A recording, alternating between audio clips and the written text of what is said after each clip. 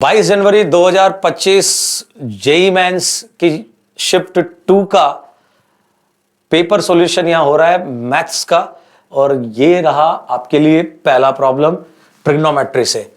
बोला है sum of all values of theta belonging 0 to 2 pi satisfying these two equation. अब अगर आप गौर करके देखें तो बेटा दोनों इक्वेशन बहुत आसान है। पहली इक्वेशन में लिखा हुआ है 2 sin स्क्वायर थीटा, ठीक है, इक्वल में cos 2 थीटा। आप जानते हैं cos 2 थीटा होता है 1 minus 2 sin स्क्वायर थीटा। आपके पास हो गया 4 sin square theta equals to 1। तो sin थीटा की वैल्यू आ गई आपके पास बेटा जी हाफ एंड माइनस हाफ। अब इस इंटरवल में देखें अपन तो थीटा हाफ के करस्पॉन्डिंग जो थीटा आएगा वो एक तो π/6 आएगा बेटा, और एक 5 π/6 आएगा। माइनस हाफ के करस्पॉन्डिंग देखूं तो एक तो पाई प्लस π/6 बोले तो 7 π/6, और एक 2 पाई माइनस π/6 बोले तो 11 π/6 आएगा। तो पहली इक्वेशन के कितने सॉल्यूशन आ गए बेटा जी? 4। अब ऐसे ही दूसरा इक्वेशन सोल्व करते हैं। दूसरा इक्वेशन आप गौर करके देखें तो मैं इसको लिख सकता हूं 2 - 2 साइन स्क्वायर थीटा। भाई कॉस स्क्वायर थीटा क्या होता है? 1 माइनस साइन स्क्वायर थीटा, ठीक है। यहां पर आ गया आपके पास 3 साइन थीटा, ये हो गया आपके पास 2 साइन स्क्वायर थीटा, साथ में प्लस 3 साइन थीटा, और यहां पर आ गया -2 इक्वल्स टू 0। चेक कीजिए बेटा, उठाकर उस तरफ ले चले अपन इनको। तो यहां से साइन थीटा की वैल्यूज आ गई, एक तो आ गया बेटा -2 और एक आ गया 1/2। एक वैल्यू आ गई बेटा -2 और एक वैल्यू आ गई 1/2। अब साइन थीटा का वैल्यू -2 तो हो नहीं सकता, बचता है 1/2, और 1/2 के करस्पॉन्डिंग यही दो सॉल्यूशन होंगे बेटा। और आपसे मांगा इन दोनों का सम। अब π/6 और 5 π/6 का सम पाई होता है, पूरी दुनिया को पता है। तो आंसर आएगा ये पहला। कितना आसान है, बड़े आराम से। मुझे उम्मीद आपने किया भी होगा, अगर आपने दिया है, अगर आप तब देख रहे हैं या फिर आप। चलिए कोई नहीं, बढ़ते हैं अगले प्रॉब्लम। चलिए आगे बढ़ते हैं, नेक्स्ट प्रॉब्लम देखते हैं। तो बेटा अगला प्रॉब्लम काफी आसान है, क्वाड्रेटिक का प्रॉब्लम है। बहुत सिंपल सा क्वाड्रेटिक इक्वेशन दिया हुआ है, और अपने को बोला है अल्फा बीटा रूट है, और हमसे मिनिमम और मैक्सिमम वैल्यू डिमांड की है। स्मॉल एम और कैपिटल एम कुछ नहीं बेटा जी, मिनिमम मैक्सिमम वैल्यू है इस एक्सप्रेशन का, और ये एक्सप्रेशन तो हमको बहुत अच्छे से आता है बेटा जी। तो जरा इधर देखो, सबसे पहले तो मुझे आप सम ऑफ रूट और प्रोडक्ट ऑफ रूट लिखा था, क्योंकि मुझे लग रहा है उनकी जरूरत पड़ने वाली है अपने को। तो सम ऑफ रूट तो बेटा जी अपने पास हो गया माइनस का cos θ/2, और अगर प्रोडक्ट ऑफ रूट्स की बात करूं बेटा तो वो हो गया मेरे पास -1/2। तो ये आ गया मेरे पास sum and product of roots, ठीक है। अब बात करते हैं अपन alpha power 4 plus beta power 4 की। Alpha power 4 plus beta power 4 होता है बेटा जी alpha plus beta whole square -2 alpha beta, इसका भी whole square -2 alpha beta whole square, ठीक है। यहां वैल्यू पुट कर देते हैं अपन। तो सबसे पहले तो अल्फा प्लस बीटा की वैल्यू पुट करूं तो यहां पर आ गया अपने पास cos square theta by 4 plus, अगर मैं ये पुट करूं तो यहां 1 आएगा बेटा, इसका स्क्वायर कर दिया अपन ने। साथ में आ गया यहां पर अल्फा बीटा है -1/2, स्क्वायर करूंगा तो 1/4 आएगा, 1/4 इंटू 2, तो यहां पर आ गया हमारे पास माइनस का 1/2।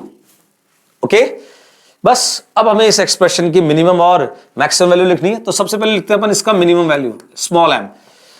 तो ये मिनिमम तब होगा बेटा जब ये मिनिमम हो, और ये मिनिमम तब होगा, क्लियर दिख रहा है, जब ये 0 हो जाए। अब सवाल ये उठता है क्या इस इंटरवल में, ये देखिए थीटा के इंटरवल, क्या इस इंटरवल में ये 0 हो सकता है? बिल्कुल, π/2 पे भी हो जाएगा और 3π/2 पे भी हो जाएगा, तो बिल्कुल ये 0 हो सकता है। तो यहां पर आपके पास आ गया, ये 0 हो गया, तो यहां 1 बचा, 1 का स्क्वायर 1 हो गया, तो ये हो गया 1 - 1/2 बोले तो मिनिमम वैल्यू आ गई 1/2। अब बात करते हैं मैक्सिमम वैल्यू की, कैपिटल एम की। मैक्सिमम ये तब होगा जब ये 1 होगा, ये 1 होगा, इससे ज्यादा ये हो नहीं सकता, तो ये 1। अब सवाल ये उठता है क्या ये 1 हो सकता है? तो ना तो 0 अवेलेबल है ना 2 पाई अवेलेबल है, तो cos तो 1 नहीं होगा, लेकिन cos स्क्वायर 1 हो सकता है, क्योंकि पाई पर ये cos तो -1 होगा, लेकिन उसका स्क्वायर 1 हो जाएगा। तो यहां पर अपने पास 1 बन गया बेटा जी, और इससे ज्यादा आप इसको कर भी नहीं सकते। तो ये 1/4 plus 1 whole square -1/2, further calculate करें तो ये हो गया 5/4 का स्क्वायर -1/2, तो ये हो गया आपके पास 25/4, सॉरी 4 नहीं बेटा 16, 25/16 -1/2। अब आपसे मांगा है m प्लस m इंटू 16। तो जरा सोचो m प्लस m का वैल्यू, दिस प्लस दिस, तो हाफ से हाफ कैंसिल हो गया, ये आ गया 25/16, और अगर 16 से मल्टीप्लाई करूं तो वैल्यू बनती है 25, और 25 आपका सेकंड ऑप्शन यहां पर क्लियर नजर आ ही रहा है। तो ये था आपके पास क्वेश्चन नंबर 2 का सॉल्यूशन। उम्मीद कर रहा हूं समझ में आया होगा, और बहुत ही आसान प्रॉब्लम था। नेक्स्ट अगला प्रॉब्लम है, वो है एक एपी का प्रॉब्लम, जिसपे बोला है कि एक एपी है जिसके पास 2k टर्म्स है, और फिर बोला है द सम ऑफ ऑल और terms of AP is 40 and even terms is 55। अब जरा सोचो, और टर्म्स मतलब पहली, उसके बाद में अगर मैं और टर्म्स बताऊं, तीसरी टर्म, तो तीसरी टर्म होगी a प्लस 2d, फिर पांचवी टर्म तो वो होगी a प्लस 4d। ऐसे करते करते हमारे पास k टर्म्स आ जाएंगी, और इन k टर्म्स का सम हमको दिया हुआ है, इनका सम बोला हुआ है 40, तो 40 हो गया हमारे पास किसके इक्वल, k/2 2a, अरे sum of n terms of AP सबको पता है n/2 2a प्लस n-1, बोले तो k-1 इंटू d, d होगा हमारे पास 2d। चलिए ये हो गया। यहां से अपन चाहें तो इसको ऐसा लिख सकते हैं कि भाई 2a plus k-1 into 2d, ये सिंपली हो गया हमारे पास 80/k, और ये हो गया हमारे पास पहली इक्वेशन। क्या किया मैंने, 2 को इधर ले आया, k को नीचे ले गया, 2 इधर मल्टीप्लाई किया, k को इधर डिवाइड किया, तो ये हमारे पास पहला इक्वेशन आ गया। अब सिमिलरली ऐसा एक इक्वेशन हम फिर बना सकते हैं, क्योंकि अगली इंफॉर्मेशन इन्होंने दी है कि सम ऑफ ऑल इवन टर्म्स। अब इवन टर्म्स मतलब दूसरा टर्म हो गया a प्लस डी, फिर चौथा टर्म a प्लस 3d, फिर छठवां टर्म a प्लस 5d, ऐसे करके ये भी हमारे पास k टर्म्स होंगे। अब इन k टर्म्स का सम लिखें अपन, तो बड़ा आसान है। कितना दिया हुआ है 55, तो यहां तो पहले मैं लिख देता हूं आपके लिए 55। नाउ दिस इज k/2, इसका 2a मतलब इसका, ये है फर्स्ट टर्म बेटा जी, है ना, 2a प्लस 2d k-1, और डिफरेंस इस बार भी 2d ही रहेगा। ओके, इसको इधर ले जाते हैं और फिर से ऐसी एक इक्वेशन यहां बना लेते हैं अपन। तो ये हो गया 110 डिवाइड बाय k, और इस तरफ आ गया हमारे पास 2a plus 2d, 2a okay दिख नहीं रहा होगा आपको, 2a प्लस 2d, देखो ना बेटा, ये तो हो गया 110 divide by k, 2a plus 2d plus k-1 into d। ठीक है, अब जरा सोचो, 2a plus k-1 into 2d, 2a plus k-1 into, अच्छा d नहीं है बेटा 2d है, सॉरी 2d, इसका वैल्यू है 80/k। तो इन दोनों की जगह, इस सम की जगह मैं 80/k लिख सकता हूं बेटा। अब ये हो गया 110/k equals to 80/k plus 2d, तो आपके पास 2d का वैल्यू आ गया 30/k, तो आपके पास d का वैल्यू आ गया 15/k। ठीक है, अभी एक इंफॉर्मेशन और है हमारे पास, और इंफॉर्मेशन ये है, the last term of AP exceeds the first term by 27, मतलब लास्ट और फर्स्ट टर्म का डिफरेंस 27 है। लास्ट टर्म सब लोग जानते हैं AP का क्या होता है, वो होता है अपने पास a plus 2k-1 into D. भाई नंबर ऑफ टर्म्स कितने हैं, 2k ही तो है, तो a plus n-1 into D, तो 2k-1 इंटू डी, और इसमें से फर्स्ट टर्म सब्ट्रैक्ट किया, ये वैल्यू दी हुई है हमको कितनी, 27। a से a कैंसिल हो गया बेटा जी, और d का वैल्यू हमारे पास है 15/k, तो यहां पुट कर देंगे अपन। तो अपने पास, एक सेकंड में थोड़ा सा जगह बना लेता हूं यार बेटा। ओके, जगह खूब है अपने पास यहां पर, बड़ी बड़ी जगह बेटा। एक सेकंड, कलर चेंज करना पड़ेगा ना, ब्लैक में ब्लैक दिखेगा नहीं, वो ग्रीन तो बिल्कुल ना दिखे।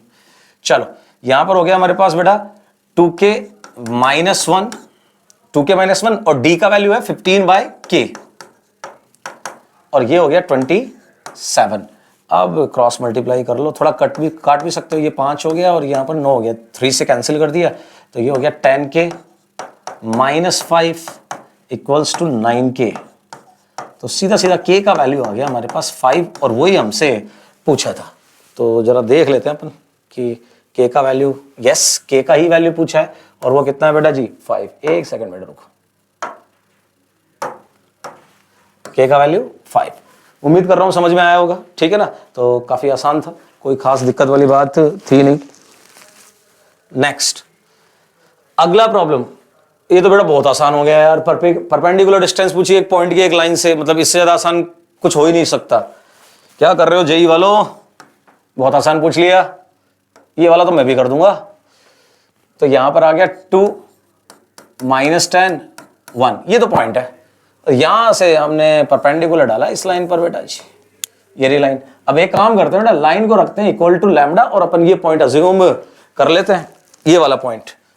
तो ये पॉइंट हमारे पास हो जाएगा, देखो जरा गौर करके, ये क्या कर दिया मैंने,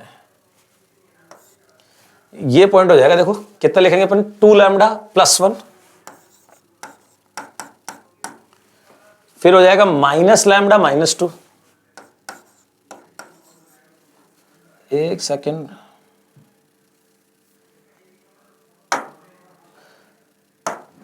फिर हो जाएगा बेटा 2 लैम्डा -3। ठीक है, आप जानते हैं कि इस लाइन के पैरेलल एक वेक्टर हमें दिया हुआ है और वो वेक्टर है 2i - j + 2k। अब क्या करना है आपको भी पता है, इन दोनों से एक वेक्टर बनाएंगे, उसका इसके साथ डॉट लगाएंगे, क्योंकि ये वेक्टर और ये वेक्टर एक दूसरे के परपेंडिकुलर है। तो डॉट लगाते लैम्डा का वैल्यू आएगा, लैम्डा का वैल्यू आते ये पॉइंट आ जाएगा, डिस्टेंस फॉर्मूला लगाएंगे, अपनी बात बन जाएगी। तो बस आ जाइए, वेक्टर बना लेते हैं ये वाला। तो ये वाला वेक्टर बनाए तो दिस माइनस दिस कर लेते हैं अपन। तो ये हो गया 2 लैम्डा -1 i कैप, फिर यहां पर हो गया अपने पास -λ +8 j कैप। अरे बेटा दिस माइनस दिस कर रहा है ना, तो ये तो एज इट इज, और ये माइनस माइनस प्लस होकर +10 हो जाएगा, तो वहां +8 आ जाएगा। फिर यहां पर आएगा अपने पास 2 लैम्डा -3 और फिर वो सब्ट्रैक्ट किया तो -4 k कैप। अब इस वेक्टर और इस वेक्टर का डॉट 0 होना है, क्योंकि एक दूसरे के परपेंडिकुलर है बेटा। ठीक है, तो डॉट लगाएं, तो आप सब लोग जानते हो डॉट कैसे लगाया जाता है, इन दोनों का डॉट लगाएंगे अपन।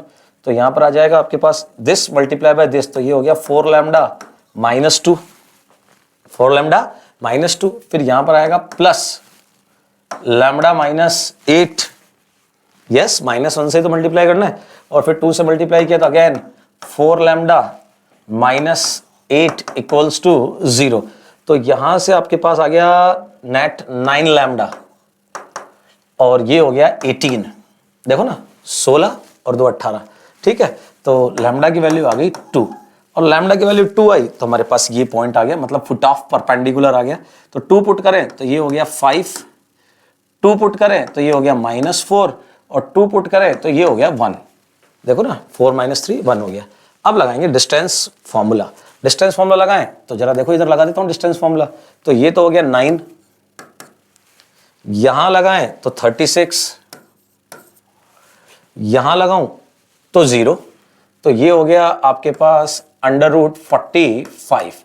अब √45 को आप लिख सकते हो 3√5, क्योंकि ये होता है 9 5 45। ठीक है, तो 3√5 जो हमारा हो गया सेकंड ऑप्शन। तो ये तो बहुत आसान और बहुत बेसिक प्रॉब्लम थी, ठीक है ना, तो बनना चाहिए था ये वाला। तो चलिए आगे बढ़ते हैं नेक्स्ट। अगला प्रॉब्लम बेटा पीएनसी से है, और देखते कैसा है, लगता है आसान सही रहा है। बॉयज एंड गर्ल्स वाले क्वेश्चंस काफी किए हैं अपने, तो देखते हैं कैसा है। क्या बोला है, इन अ ग्रुप ऑफ 3 गर्ल्स, 3 लड़कियां हैं बेटा, मान लीजिए G1 Z2 एंड Z3, और 4 बॉयज है।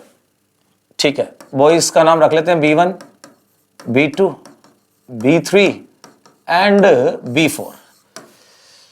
3 लड़कियां हैं, 4 लड़के हैं। बोला गया, आइए बातें करते हैं। The number of ways in which these girls and boys can stand in a queue such that all the girls stand together, मतलब सारी लड़कियां एक साथ, बंडल बना दो बेटा फिर, ठीक है ना। all the boys stand together, अच्छा सारे लड़के भी एक साथ ही रहेंगे, बहुत बढ़िया।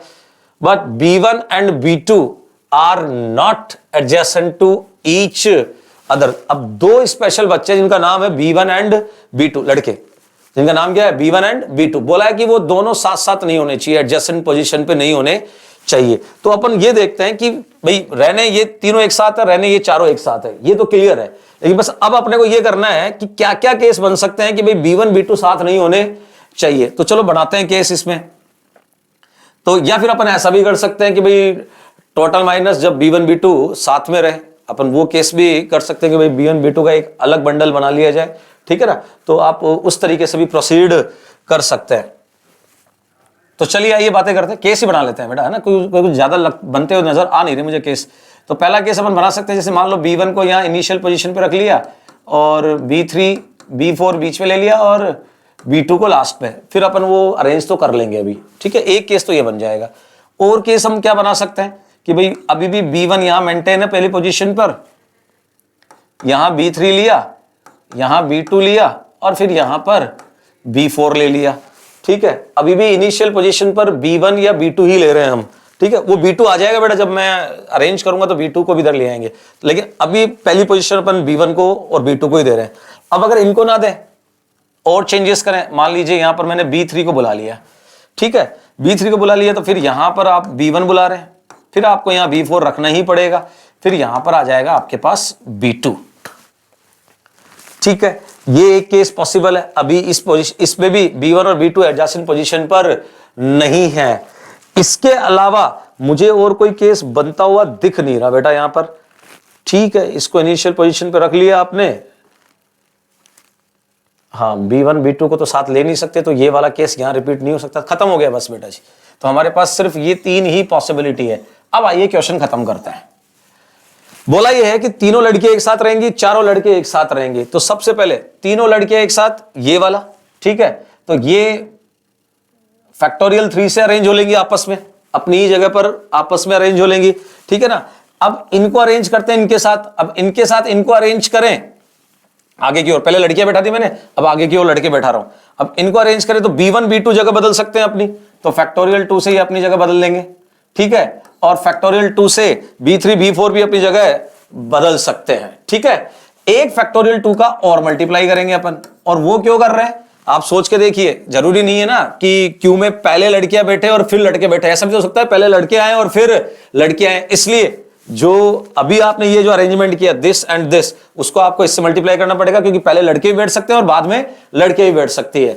अब इसमें ऐड करते चलते हैं अपन अगला केस। अब अगले केस में फिर से वही फैक्टोरियल 3 से तो लड़कियां बैठ गई, ठीक है। B1 B2 आपस में अरेंज होंगे, B3 B4 आपस में अरेंज होंगे, तो वही फैक्टोरियल 2 और यहां पर फिर से वही फैक्टोरियल 2, क्योंकि पहले लड़के और फिर बाद में लड़कियां भी बैठ सकती है। सिमिलरली ये वाला केस, वही फैक्टोरियल 3 से लड़कियां अरेंज हो गई और वही B3 B4 आपस में अरेंज हो लेंगे, B1 B2 आपस में अरेंज हो लेंगे और ये आपस में अरेंज हो लेंगे, लड़कियां और लड़के। बस एक को सॉल्व कर लो, 3 से मल्टीप्लाई कर लेते हैं। तो इसको सॉल्व करें तो देखो बेटा जी, हो गया 48, अगेन 48 एंड अगेन 48। तो इन सब का सम हो गया आपके पास 144। कितना हो गया बेटा जी? 144। मतलब आपका करेक्ट ऑप्शन होगा सेकंड वाला। तो बहुत ही आसान प्रॉब्लम थी। आप वैसे भी जा सकते हैं कि भाई टोटल केसेस अरेंजमेंट के, और उसमें से माइनस कर देंगे when B1 and B2 stand together. Okay, next अगला प्रॉब्लम है मैट्रिसेस से। उसमें बोला हुआ है कि भाई 3x3 मैट्रिक्स M है, फिर ट्रेस की डेफिनेशन जो सब लोग जानते हैं, ठीक है। डिटर्मिनेंट ऑफ A का वैल्यू दिया हुआ है 1/2, ट्रेस A का वैल्यू भी आपको गिवन है 3, और एक मैट्रिक्स B डिफाइन किया है। यहां से मुद्दे की बात लग रही है मुझे। मैट्रिक्स B बोला हुआ है एडजॉइंट ऑफ 2A, ओके। और बोला है then the value of determinant of B and trace of B, ठीक है। B का डिटर्मिनेंट चाहिए और B का ट्रेस चाहिए, करते हैं फाइंड। चलिए, एक प्रॉपर्टी है जो शायद आपको याद होगी। प्रॉपर्टी ऐसी थी, एडजॉइंट ऑफ A जो होता है वो होता है determinant of A whole power n-2 into A। Adjoint of A वो होता है determinant raise to power n-2 multiply by matrix A, ठीक है। अच्छा, n होता है यहां पर ऑर्डर, तो ऑर्डर है 3/3। इसका मतलब इस क्वेश्चन में इसका वैल्यू 1 है, तो मतलब ये सिंपली हो गया determinant into matrix, determinant into matrix. तो अब आप सोचो B क्या हो गया फिर? डिटर्मिनेंट किसका? 2A का, और मैट्रिक्स भी क्या है? 2A है। भाई यही तो मैट्रिक्स है, इसी की तो एडजॉइंट लिखा हुआ है। तो बस हो गया, B मैट्रिक्स तैयार है अपने पास। आप चाहो तो इसको सिंप्लीफाई कर सकते हो। 2 अगर आप बाहर लाओगे तो वो पावर 3 लेकर आएगा, यहां बचेगा डिटर्मिनेंट ऑफ ए, साथ में एक 2 है और यहां मैट्रिक्स ए है ही बेटा जी। ठीक है, अच्छा डिटर्मिनेंट ऑफ ए का वैल्यू हाफ है, तो ये और ये तो कैंसिल हो गया, तो बी का जो मैट्रिक्स बी है वो आ गया बेटा टू द पावर 3 मैट्रिक्स ए।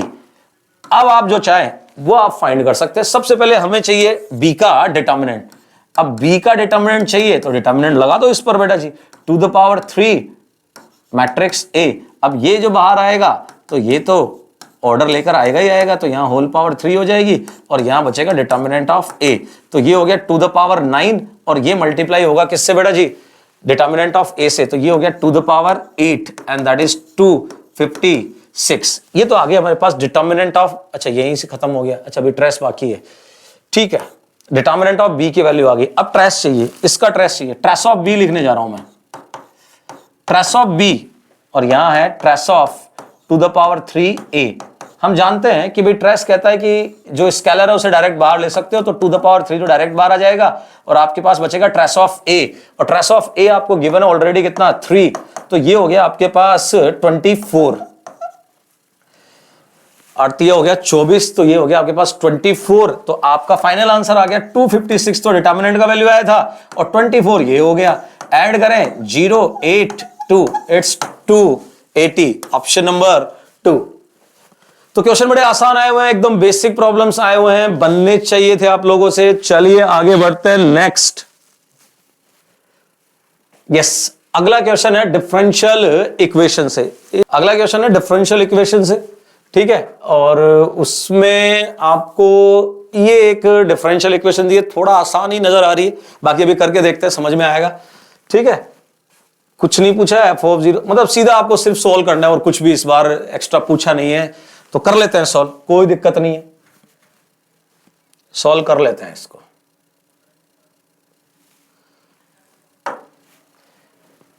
तो ये है 1 + y²।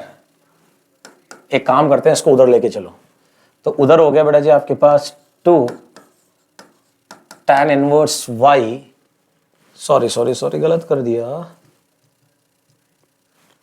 2 e पावर, थोड़ा सा प्रिंटिंग मिस्टेक है बेटा, ये y ऊपर है वरना तो प्रॉब्लम कैसे बनेगा। 2 tan inverse y minus x और साथ में है डिवा बाय dx। क्या किया समझ में आया बेटा, जब इसको उस तरफ शिफ्ट किया मैंने, इसको उस ओर शिफ्ट किया, तो फिर एक माइनस बैलेंस करने के लिए इसको तो प्लस प्लस के साथ लिख दिया, इसको माइनस के साथ लिख दिया। ठीक है, तो मेरे पास dx बाय dy रेडी है, इसको इधर ले आया बेटा, है ना। अब इसका डिवाइड लगा देंगे अपन, तो यहां पर आ गया अपने पास 2 e power tan inverse y divide by 1 + y²। देखो ना, इसको तो उठा के इधर लिया है और इसका डिवाइड लगा रहे हैं, ठीक, और यहां पर साथ में आ गया -x मल्टीप्लाई बाय 1 + y²। ठीक है, तो ये तो बन गई बेटा हमारे पास लीनियर डिफरेंशियल इक्वेशन। कैसे बन गई, इस पैकेज को उठा के इधर लाएंगे अपन, तो now this is dx by dy plus 1/1 + y² into x, ये वाला, और इधर रह गया 2 e power tan inverse y by 1 + y²। ठीक है बेटा, अब लीनियर डिफरेंशियल इक्वेशन दिख ही रही है, तो सबसे पहले हम फाइंड करेंगे इंटीग्रेटिंग फैक्टर। अब अगर इंटीग्रेटिंग फैक्टर फाइंड करें तो ये हो जाएगा e power integration of 1/1 + y² dy, तो ये हो गया बेटा जी अपने पास e power tan inverse y, ये हो गया इंटीग्रेटिंग फैक्टर। तो चलिए सॉल्यूशन लिखते हैं, x इंटू, भैया x लिखना पड़ेगा ना बेटा, dx बाय dy लिया हुआ है, तो e power tan inverse y equals to integration of, अब इसको और इसको ये मल्टीप्लाई होंगे बेटा, ठीक है, तो यहां पर आ जाएगा 2 e power tan inverse y whole square divide by 1 + y² dy। Check करो बेटा, इसको मल्टीप्लाई कर दिया अपन ने इंटीग्रेटिंग फैक्टर से, यही आएगा, और अब देखो कितना आसान लग रहा है, इसको t मानेंगे तो ये इसका डिफरेंशिएशन बनने ही वाला है अपने पास, या फिर आप सिर्फ tan इनवर्स y को भी आप t एज्यूम कर सकते हो, चॉइस आपकी है बेटा जी, ठीक है ना। तो चलो एक काम करते हैं, tan इनवर्स y को ही यहाँ पर t माना तो 1/1 plus Y square D Y equals to D T हो गया बॉस। चलिए आगे बढ़ते हैं। अब इसको आगे सॉल्व करें तो ये हमारे पास है x मल्टीप्लाई बाय, नहीं आपको नहीं दिख रहा होगा, मुझे कलर चेंज करना पड़ेगा, एक सेकंड में वाइट में चलते हैं अपन इसमें। ये हो गया अपने पास, यहां करते हैं ना, x e power tan inverse y equal में आ गया बेटा। देखो यहां पर इंटीग्रेशन ऑफ 2 तो एज इट इज, ये हो गया e पावर 2t, कैसे हो गया, ये तो t था ही, 2 था, मल्टीप्लाई कर दिया और ये तो पूरा फिर dt में चला ही गया बेटा, यहाँ आ गया dt। तो इंटीग्रेशन भी तैयार है बेटा अपने पास। ये हो गया tan inverse y equals to integration of, ये तो बेटा जी 2 तो अलग, e power 2t divide by 2 और ये आ गया प्लस c, ठीक है। अब हो गया ये x e power tan inverse y और यहां आ गया आपके पास 2 से, तो ये 2 कैंसिल हो गया और e power 2 tan inverse y plus c, e power 2 tan inverse y plus c। अब c का वैल्यू फाइंड करेंगे अपन, है ना, और c का वैल्यू फाइंड करने के लिए हमें कुछ ना कुछ तो गिवन होगा। देखो सबसे पहले तो ये देखो गौर करके,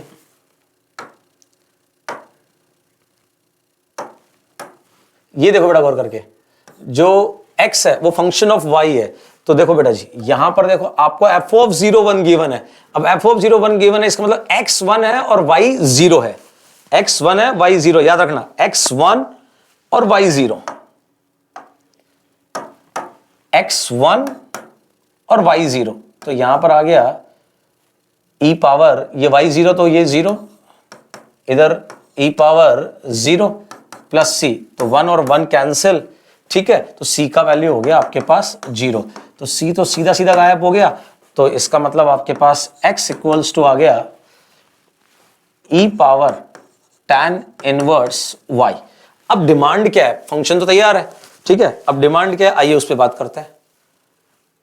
f ऑफ 1/√3, अब फिर समझिए 1/√3 कहां रखना है आपको, y की जगह रखना है और x बताना है आपको, ठीक है। तो 1/√3 रख दीजिए, तो x इक्वल्स टू आ गया e पावर tan इनवर्स 1/√3 और सब लोग जानते हैं tan इनवर्स 1/√3 कुछ और नहीं होता, π/6 होता है। तो आंसर रहेगा आपका e पावर π/6, ठीक है। तो चेक करते हैं ऑप्शन भी है या नहीं है हमारा, गलत हो गया, नहीं बिल्कुल है ऑप्शन, ये देखो ये रहा आपके पास ऑप्शन। तो उम्मीद कर रहा हूं समझ में, नहीं आपको नहीं दिखा होगा, रुक जाओ, कलर का बड़ा इश्यू हो रहा है यार, ठीक है। तो ये रहा आपके पास ऑप्शन नंबर 4 e पावर π/6। तो उम्मीद कर रहा हूं ये वाला भी समझ में आया होगा, बहुत सिंपल सा इंटीग्रेशन था और कुछ भी नहीं था, ठीक है। नेक्स्ट अगला प्रॉब्लम है मैक्सिमा एंड मिनिमा से बेटा जी, कहां से, मैक्सिमा एंड मिनिमा, ठीक है। फंक्शन दे ही रखा है हमको, ये रहा फंक्शन, तो मैक्सिमम मिनिमम चाहिए तो दिमाग तो लगाना ही नहीं, अपने को तो डिफरेंशिएट करना है, तो करते हैं डिफरेंशिएट। तो सीधा एफ डैश एक्स लिखेंगे बेटा, एफ डैश एक्स बता दीजिए, तो लेबनीज लगानी पड़ेगी अपने को, लगाइए। तो यहां आएगा x power 4 minus 8x² plus 15 divide by e power x² और साथ में मल्टीप्लाई में x² का डिफरेंशिएशन क्या 2x, 0 के रेस्पेक्ट में हमें बात करने की कोई जरूरत है ही नहीं बेटा जी, ठीक है ना। बस अब अपन को इसके फैक्टर्स लिखने हैं, तो अपने पास अपने आप पता चल जाएगा कितना मिनिमा है और कितना मैक्सिमा है। तो अब ये x power 4 minus 8x² plus 15 के फैक्टर करेंगे तो ये सीधा सीधा फैक्टर हो गया 5 एंड 3, ठीक है। तो यहां पर आ गया x² minus 5 and x² minus 3। अब x की वैल्यूज जो क्रिटिकल वैल्यूज बनेगी वो क्या क्या बन गई, एक तो 0 बन गई यहां से, उसके अलावा √5 बनेगी, माइनस का √5 बनेगी यहां से, √3 बनेगी एंड माइनस √3 बनेगी। नंबर लाइन बनाते हैं अपन, नंबर लाइन बनाएंगे और अब भी पता चल जाएगा कितना मिनिमा कितना मैक्सिमा। ये सारे क्रिटिकल वैल्यूज हैं, पुट करेंगे यहाँ तो √5 आएगा आपका, फिर यहाँ √3 आएगा, फिर 0 आएगा, फिर -√3 आएगा और फिर माइनस का √5 आएगा। यहाँ डेरिवेटिव पॉजिटिव रहेगा, डेरिवेटिव नेगेटिव, फिर पॉजिटिव, फिर नेगेटिव, फिर पॉजिटिव और फिर नेगेटिव। अब पॉजिटिव से नेगेटिव अगर आपका डेरिवेटिव मूव कर रहा है, सॉरी गलत बोल गया, नेगेटिव से पॉजिटिव डेरिवेटिव जा रहा है तो गिर के बढ़ेगा, मतलब यहां बनेगा minima, this is minima. In that case ये हो गया अब मैक्सिमा, क्योंकि यहां इंक्रीज करके डिक्रीज करेगा, कर्व इंक्रीज करेगा डिक्रीज करेगा तो ये बनाएगा मैक्सिमा, ठीक है। फिर यहां बनाएगा मिनिमा, यहां फिर मैक्सिमा और यहां लास्ट फिर से मिनिमा। अच्छा यहां मिनिमा कैसे बना, डिक्रीज करके फिर इंक्रीज कर रहा है, पहले डेरिवेटिव नेगेटिव है तो यहां डिक्रीज कर रहा होगा, फिर वहां राइज कर रहा होगा तो यहां बनेगा मिनिमा बेटा जी, वेवी कर्व, ठीक है। तो 1 2 3 तो मिनिमा है, 3 तो मिनिमा है और 2 मैक्सिमा, तो 3 मिनिमा 2 मैक्सिमा, तो पहले मैक्सिमा पूछा है ना तो फोर्थ ऑप्शन आंसर हो गया, 2 मैक्सिमा और 3 मिनिमा। उम्मीद कर रहा हूं समझ में आया होगा, कुछ भी गेम नहीं है बेटा, बहुत ही इजी प्रॉब्लम था, मतलब एक सिंपल डिफरेंशिएशन भी नहीं करा है, सिर्फ मजाक करवाई है बेटा। अगला problem, A and B be 2 unit vectors such that the angle between them is π/3। दो वेक्टर है A और B, यूनिट वेक्टर है, सोच के देखिए A और B दो यूनिट वेक्टर है और दोनों के बीच का एंगल π/3 बोला है, तो सीधा सीधा ये A डॉट B का वैल्यू हमें बता गए। A डॉट B का वैल्यू हो गया बेटा 1/2, क्योंकि मोड A1 मोड B भी 1 और cos थीटा मतलब cos π/3 बोले तो 1/2, ये हमें पता चल गया। उसके बाद में क्या बोला है वो देखते हैं अपन, बोला है कि ये एक वेक्टर है और ये वेक्टर, ये एक दूसरे के क्या बोले हुए हैं, परपेंडिकुलर, और फिर बोला है then the number of values of lambda in this interval, पूछा है कि लैम्डा की कितनी वैल्यू इस इंटरवल में लाई करेगी। तो चलिए तो बहुत ही ज्यादा सिंपल हो गया यार, ये दोनों वेक्टर एक दूसरे के परपेंडिकुलर बोले हैं तो बस एक ही चीज जानते हैं हम, दोनों का डॉट क्या करेंगे 0,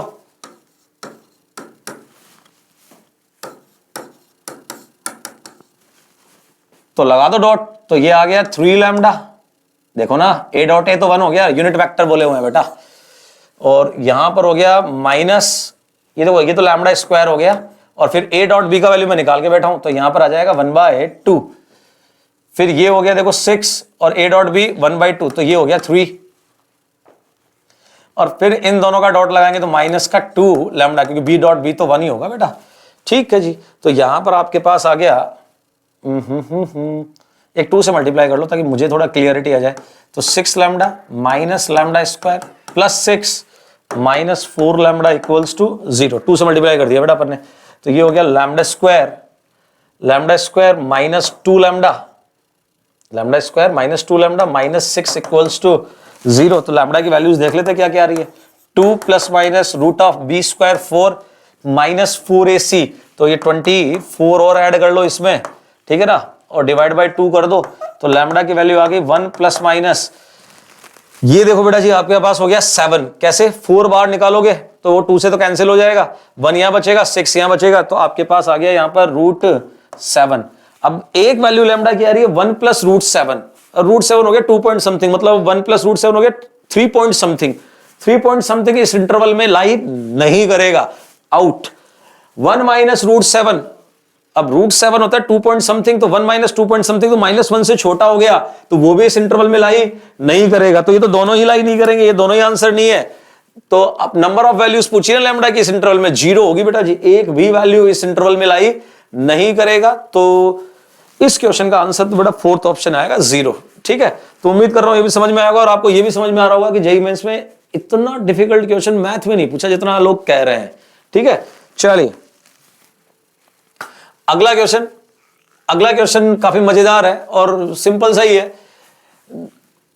सेट ए दिया हुआ है 4 एलिमेंट है, सेट बी दिया हुआ है उसमें 4 एलिमेंट है, और पूछा है the number of many one functions from A to B such that A belongs to F of A. A belongs to F of A का मतलब हो गया कि ए रेंज में होना चाहिए, जो फंक्शन आप बना रहे हैं उसकी रेंज में, ए नहीं सॉरी 1 उसकी रेंज में होना चाहिए, ये वाला 1 एफ ऑफ ए की वैल्यू यहां से आएंगी बेटा जी, ठीक है ना। तो ये 1 रेंज में होने का बोला गया है, ठीक है। अब समझो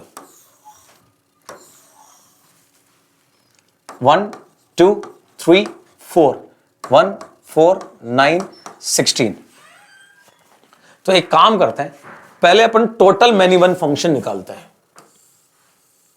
हमसे मैनी वन ही तो पूछे, फिर उनमें से जो इसको फॉलो नहीं कर रहे होंगे उनको हटा देंगे तो अपना आंसर आ जाएगा। बस क्या करना है, पहले टोटल मैनी वन और उनमें से जो इसको फॉलो नहीं कर रहा उनको गायब कर देंगे बेटा जी। ठीक है, तो टोटल मैनी वन की बात करें अपन, तो मैनी वन फंक्शन फाइंड करना बड़ा आसान है। आप क्या करेंगे, टोटल माइनस उसमें से सब्ट्रैक्ट कर दो 1 1। अच्छा 1 1 बड़ा आसान है, 4 इधर है और 4 इधर है। 1 1 बनाने के लिए एक से ही कनेक्ट होगा, मतलब ये इससे कनेक्ट, जैसे मान लो 1 4 से कनेक्ट हो गया तो फिर 4 से कोई और कनेक्ट नहीं होगा।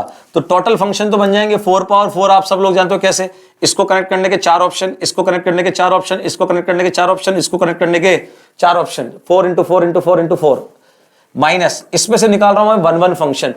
4 ऑब्जेक्ट्स को 4 जगह पर एक तरह से आपको अरेंज ही तो करना है, तो ये हो गया फैक्टोरियल 4। तो 4 पावर 4 हो गई, 2 पावर 8 बोले तो 256, और उसमें से आप सब्ट्रैक्ट कर दो 16, तो ये हो गया आपके पास 240। कितना हो गया बेटा, 240 हो गया। इतने फंक्शंस तो आप क्या बना रहे हैं, टोटल मैनी वन बनेंगे। अब इन मैनी वन में से हमें वो नहीं चाहिए जो इसको फॉलो ना करे, ठीक है ना। अब इसको फॉलो कौन से नहीं करेंगे, जब इससे कनेक्ट ही नहीं होंगे, मतलब जब इसकी तरफ देखेंगे ही नहीं। मतलब अभी अपने को क्या करना है, वो फंक्शन पता करने हैं, इनमें से वो फंक्शन पता करना है जिन्होंने इसके साथ कनेक्शन बनाए नहीं, मतलब उनके लिए सिर्फ यहां पर 3 ही एलिमेंट उनको विजिबल है कि भाई इन 3 के साथ ही वो क्या क्रिएट कर रहे हैं, फंक्शन क्रिएट कर रहे हैं। ठीक है, इनमें से बस अपने को वो 3 फंक्शन, मतलब इन 3 से ही बनने वाले जितने फंक्शन है वो सारे हटा देने हैं, बस बाकी तो फिर वो आ ही जाएंगे जिसपे 1 का जरूर इस्तेमाल हुआ होगा। तो बताओ, इस 1 को कनेक्ट करने के लिए कितने ऑप्शन, 3 ऑप्शन, 2 के लिए भी वही 3 ऑप्शन, 3 के लिए भी वही 3 ऑप्शन, और 4 के लिए भी वही 3 ऑप्शन। तो ये हो गया 3 पावर 4 बोले तो 81। अब हम 240 में से अगर 81 सब्ट्रैक्ट करें तो अपने पास आता है 9, और ये हो गया आपके पास 5, और ये 159। यहां तो ऑप्शन नहीं दिख रहा, क्या गड़बड़ की, 4 पावर 4 सही है, 1 1 फंक्शन निकाले, फैक्टोरियल 4 सही है, 256। अरे अरे ये गड़बड़ होगी बेटा, यहाँ 24 आएगा ना फैक्टोरियल 4, बताना चाहिए ना आप लोगों को, क्या कर रहे हो यार, बैठे हो बताते नहीं हो। तो यहां पर आपके पास आ गया अभी 232, यस। तो यहां लिखेंगे हम 332, तो ये 1 आएगा, ये 5 आएगा, 151, यस, सेकंड ऑप्शन। तो आसान सा ही क्वेश्चन था, टोटल फंक्शंस में से 1 1 निकाले तो अपने पास सारे के सारे मैनी वन आ गए, 232 मैनी वन आ गए। अब उनमें से वो फंक्शन हमने और हटा दिए जो सिर्फ इन तीनों के इस्तेमाल से ही बने थे, इन तीनों के इस्तेमाल से बनने वाले सारे फंक्शंस हमने हटा दिए, वो है 3 पावर 4। तो बचे कौन से, वो वाले बचे जिनमें 1 का इस्तेमाल जरूर हुआ होगा, और हम यही चाहते हैं जहां 1 कनेक्ट हुआ हो। नेक्स्ट अगला क्वेश्चन है, एक कोऑर्डिनेट का क्वेश्चन है, पैराबोला नजर आ रहा है, यस ये रहा पैराबोला।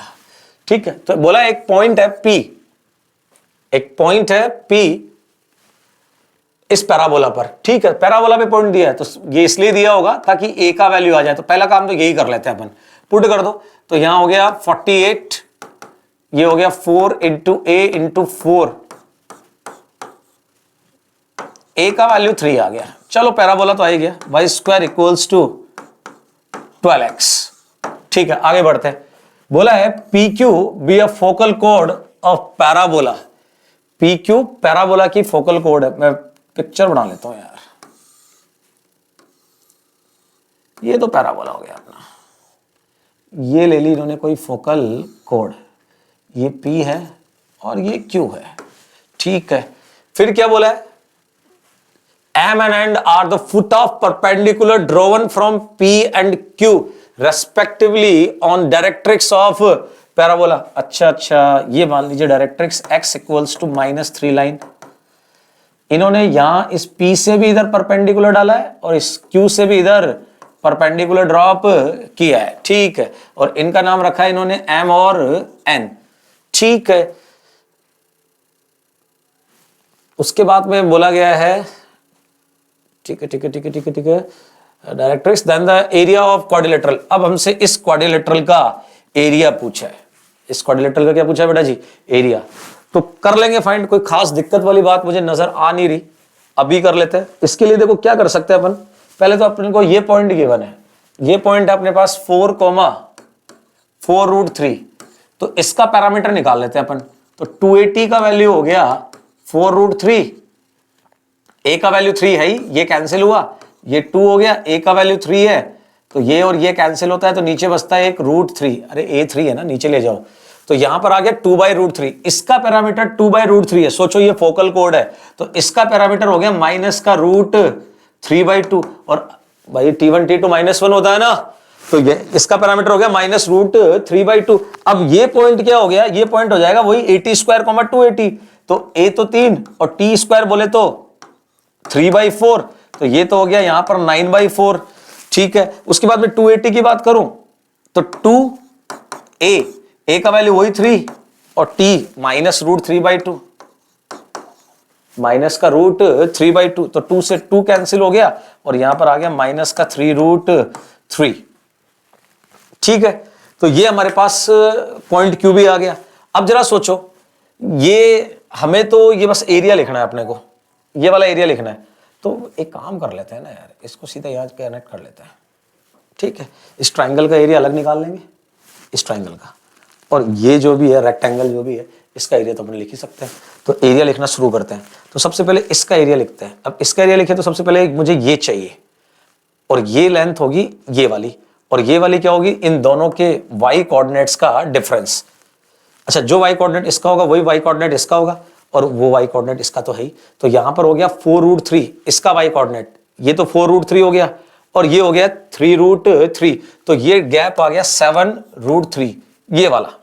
अरे बेटा बहुत सिंपल है, जो इसका y कोऑर्डिनेट, क्योंकि यहां से पैरेलली तो आए हैं पर बेटा परपेंडिकुलर डाला है ना, तो इसके पैरेलली तो आए हैं, तो इसका y कोऑर्डिनेट 4√3 है, तो इसका भी y कोऑर्डिनेट 4√3 होगा, और इसका y कोऑर्डिनेट दिख ही रहा है माइनस का 3√3, तो ये कितना डिस्टेंस हो गया 7√3। अच्छा, ये तो 7√3 हो गया, ये कितना होगा, ये बड़ा आसान है, ये तो दिख ही रहा है 3 है, क्योंकि ये लाइन है x = -3, तो ये तो 3 हो गया, और ये जो है वो 9/4 है, वो 9/4 है, तो ये 3 + 9/4। तो अपना अगर एरिया लिखने चले, एक सेकंड रुको बेटा, एरिया लिखते हैं, ये पिक्चर सामने, एरिया लिखते हैं, अभी मजा आएगा, बड़ा मजेदार है, ये तो आसान लग रहा है। तो सबसे पहले तो मैं इस रेक्टेंगल का एरिया लिख रहा हूं 4√3, और इसको मल्टीप्लाई करेंगे अपन 3 + 9/4। अब 3 + 9/4 कितना हो गया, इधर साइड में कर लेते हैं अपन, भाई 3 तो ये वाला हो गया, 9/4 ये वाला डिस्टेंस हो गया, तो ये हो गया 21/4। तो ये तो एरिया हो गया बेटा जी इसका। अब बारी आती है इस ट्राइंगल का एरिया, तो ट्राइंगल का एरिया तो लिखो बेटा हाफ बेस, बेस ये ले लेते हैं क्योंकि हाइट तो अपने को पता चली गई, हाइट तो यही होगी 7√3, चलो हाइट भी लिख देता हूं मैं पहले।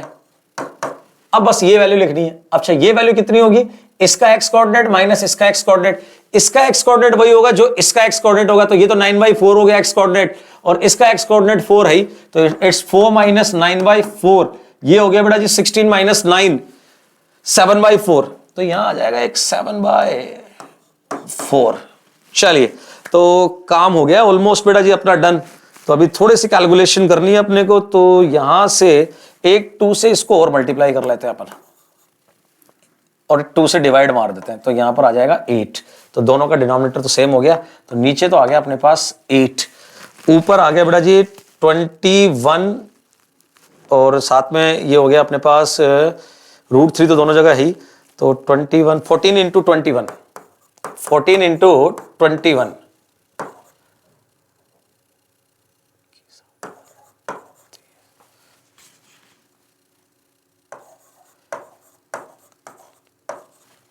यहां पर आ गया अपने पास 294√3 ये वाला डिवाइड बाई 8 प्लस, अब इसको देखो ये हो गया 49√3 डिवाइड बाई 8। अब 294 में अगर अपन 49 ऐड करें तो ये होता है 3, और ये होता है 4, और ये 3, तो ये नेट वैल्यू हो गई 343 सॉरी 343√3, एक सेकंड में दोबारा लिखता हूं बेटा, √3 दोनों में था, डिवाइड बाई 8। यस, आपका ये वाला ऑप्शन 343√3/8। और उम्मीद कर रहा हूं आपको बहुत अच्छे से समझ में आया होगा। तो देखो बेटा कितना आसान प्रॉब्लम था, सिर्फ एक पिक्चर बनानी थी और दो सिंपल एरिया लिखने थे। एक रेक्टेंगल का, मतलब कोऑर्डिनेट से ही हो गया, कोऑर्डिनेट्स को ही ऐड सब्ट्रैक्ट करने से हो गया, हमें कुछ नहीं करना पड़ा, ठीक है ना। तो बड़ा ही आसान था।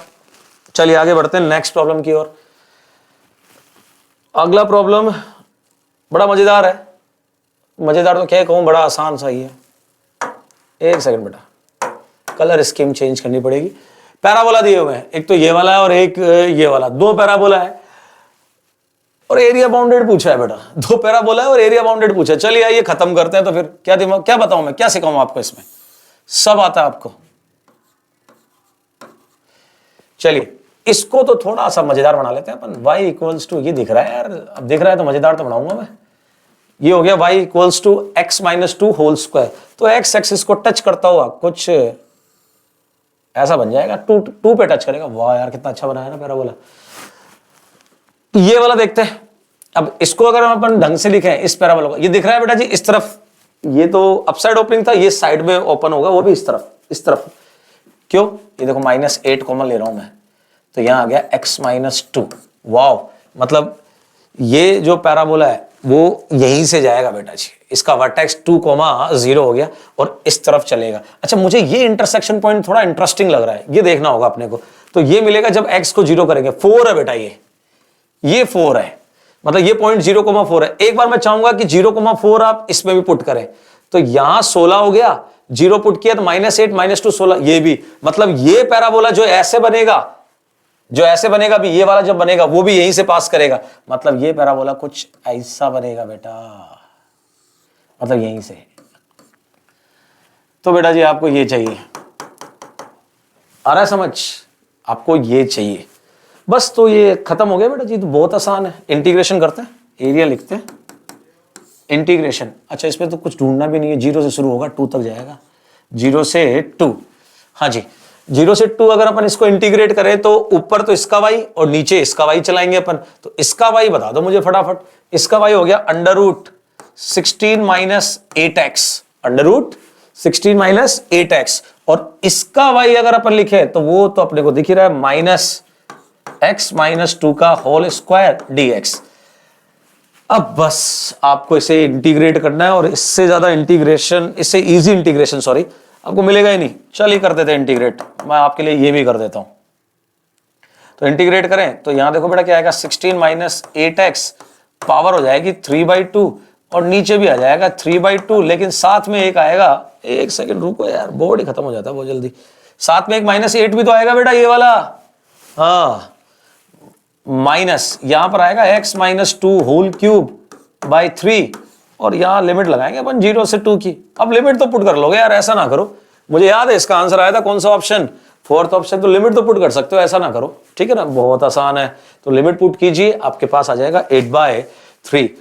तो उम्मीद कर रहा हूं मजा आ रहा होगा और चीजें समझ भी आ रही होगी, ठीक है। चलो आगे बढ़ते हैं अगले प्रॉब्लम की। नंबर 13 प्रोबेबिलिटी पे पूछा हुआ क्वेश्चन और लग रहा है कि आसान ही होना चाहिए। चलिए करते हैं सॉल्व, तब पता चलेगा क्या है। तो हमें एक तो PA इंटरसेक्शन B का वैल्यू दिया हुआ है 0.1 और इन दोनों को बोला हुआ है are the roots of this equation. Okay, quadratic equation है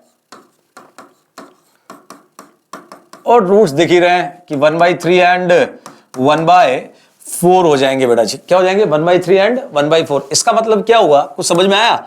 PA/B का वैल्यू 1/3 ले लिया अपन ने मान लो, और PA/B का मतलब होता है PA इंटरसेक्शन B/PB, जो कितना बेटा जी 1/3। अब PA इंटरसेक्शन B का वैल्यू अपने पास है, तो PB का वैल्यू आ गया अपने पास, 3 से मल्टीप्लाई कर दो इधर, तो 3/10 हो जाएगा भाई, 0.1 है ना, ये क्रॉस मल्टीप्लाई कर दिया तो ये हमारे पास PB आ गया। अब आगे बढ़े तो इसी तरीके से अपने पास B/A का वैल्यू भी आ गया, वो कितना हो गया 1/4 भाई, एक रूट 1/3 एक रूट 1/4, तो यहां से PA इंटरसेक्शन B/PA का वैल्यू आ गया अपने पास 1/4। अच्छा, ये वैल्यू कितनी है? ये वैल्यू 0.1 क्रॉस मल्टीप्लाई किया तो PA का वैल्यू आ गया 4/10, अब 4/10 को आप चाहो तो 2/5 भी लिख सकते हो। ठीक है जी, ये खत्म हो गया। अब डिमांड क्या किया है, वो ये किया है, तो जरा सोचो, P A bar union B bar divide by P A bar intersection B बार, तो कितना आसान है। इसको आप लिख सकते हो P A intersection B whole bar, और इसको लिख सकते हो आप P A union B whole bar. ठीक है, अब अगर अपन इसमें आगे बढ़े तो ये हो गया 1 minus P A intersection B, जिसका वैल्यू है 1/10, यही तो है P इंटरसेक्शन B का वैल्यू 1/10, माइनस यहां पर आ जाएगा 1 minus P A union B। अब A यूनियन B में आता है P A plus P B minus P A intersection B, तो P A तो 3/10 सब्ट्रैक्ट हो जाएगा, 4/10 सब्ट्रैक्ट हो जाएगा, 4/10 ही लिख लो इसको बेटा, ठीक है ना, और वो ऐड हो जाएगा क्योंकि माइनस माइनस प्लस होकर इंटरसेक्शन वाली वैल्यू बोले तो 1/10 ऐड हो जाएगा बेटा। ठीक है, तो अभी आपके पास यहां पर ऊपर तो आ गया 9/10 और नीचे आ जाएगा बेटा जी, देखो यहां पर एलसीएम 10 बनेगा तो 10 माइनस 7, तो ये 10 माइनस 7 3 हो गया, 3 और ये हो गया 1, तो यहां पर आ जाएगा 4/10, तो ये कटा और आपके पास यहां वैल्यू बनी 9/4। यस, पहला ही ऑप्शन है बेटा 9/4 का। तो देखो देखो कितना आसान प्रॉब्लम आया था, आपसे होना चाहिए था, बनना चाहिए था। हाँ जी, नेक्स्ट बोला है a line pass through 2 distinct points. Okay okay okay, vector का प्रॉब्लम है बेटा, वेक्टर का प्रॉब्लम है, 2 पॉइंट दिए एक लाइन के ऊपर, ठीक है ना, and B parallel to this vector. Okay, if the distance of point Q from point R is 5, then the square of area of triangle PQR, triangle PQR का एरिया लिखना है। तो मुझे नहीं लग रहा कि ये कुछ खास दमदार प्रॉब्लम है, एक बार ट्राई करते हैं, देखते हैं क्या होता है। मान लीजिए ये वो लाइन है जिसकी ये बात कर रहा है, ठीक है ना, और इसी पर 2 पॉइंट है, एक तो P है, ये P ले लिया मान लीजिए अपन ने, -2 -1 एंड 3, और ये ले लिया हमने दूसरा पॉइंट Q, इसी लाइन पर है Q भी, ठीक है, और ये लाइन पैरेलल बोली हुई है इस वेक्टर के, तो यहां वेक्टर खींच देता हूं मैं आपके लिए, 3i, मतलब लाइन की इक्वेशन एक तरह से हमारे पास है बेटा, 2j प्लस 2k, ठीक है। फिर हमें बोला हुआ है कि ये आ रहा है 1,3,3, 1,3,3, ठीक है बेटा, 1,3,3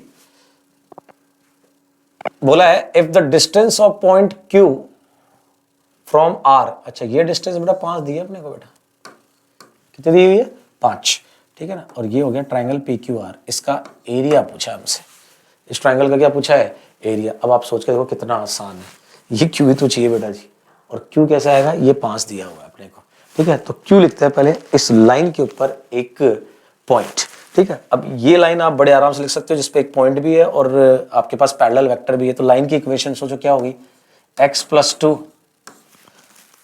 2/3 y +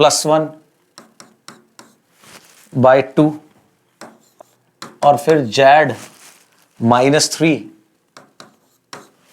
और नीचे आ जाएगा बेटा जी 2, इक्वल में मान लो क्या, लैम्डा। जरा सोचो पॉइंट Q क्या लिख सकता हूं मैं आपके लिए, ये हो गया 3 लैम्डा -2, फिर 2 लैम्डा -1, फिर 2 लैम्डा +3, चेक करो, 3 लैम्डा -2, 2 लैम्डा -1, 2 लैम्डा +3, ठीक है ना। अब लगाएंगे डिस्टेंस फॉर्मूला, उससे हमारे पास आएगी किसकी वैल्यू बेटा जी, लैम्डा की वैल्यू। तो डिस्टेंस फॉर्मूला लगाएं, थोड़ी जगह बना लेते हैं और कलर भी चेंज कर लेते हैं बेटा, व्हाइट ले लेते हैं। हाँ, तो अभी डिस्टेंस फॉर्मूला लगाना अपने, ओहो गड़बड़ हो रही है, डिस्टेंस फॉर्मूला लगाना है इन दोनों पॉइंट्स के बीच में, तो यहां लगाता हूं मैं फॉर्मूला आपके लिए, √, हाँ बेटा 3 lambda -3 whole square plus 2 lambda -4 whole square, और फिर आ जाएगा सीधा 4 लैम्डा स्क्वायर, और ये वैल्यू कितनी है बेटा जी, 5 है, ठीक है। अब लैम्डा फाइंड कर लेते हैं एक बार, फिर आगे बढ़ेंगे अपन। अब लैम्डा फाइंड करें तो स्क्वायरिंग कर दो आप, तो यहां पर आ गया बेटा जी 9 lambda square plus 9 minus 18 lambda plus 4 lambda square plus 16, ये 16 हो गया बेटा जी, और यहां पर 16 लैम्डा और साथ में ये 4 लैम्डा स्क्वायर तो है, और इधर हो गया 25। अब 25 तो सारा हो गया कैंसिल, ठीक है ना। 9 4 13 एंड 4 17 लैम्डा स्क्वायर, और उसके अलावा हमारे पास है यहां पर 18 34 लैम्डा, लैम्डा की वैल्यू 0 और लैम्डा की वैल्यू 2, ठीक है। अब 0 तो आपको वैल्यू कैंसिल करनी होगी बेटा, 0 वैल्यू तो वैलिड नहीं है। कैसे नहीं है? क्योंकि 0 पुट करोगे तो वापस यही पॉइंट आ जाएगा, ये वाला आ जाएगा, और P और Q दो अलग अलग पॉइंट है। अभी तो 2 पुट कर देते हैं तो Q आ जाएगा अपने पास बेटा जी। एक सेकेंड रुको, तो Q तैयार है। 2 पुट किया तो देखो बेटा ये तो 4 हो गया, 2 पुट किया ये 3 हो गया, अरे, और 2 पुट किया तो ये 7 हो गया। अब आप सोचो, एक ट्राइंगल के तीनों वर्टेक्स आपके पास है, क्या एरिया नहीं लिखा जाएगा क्या बेटा?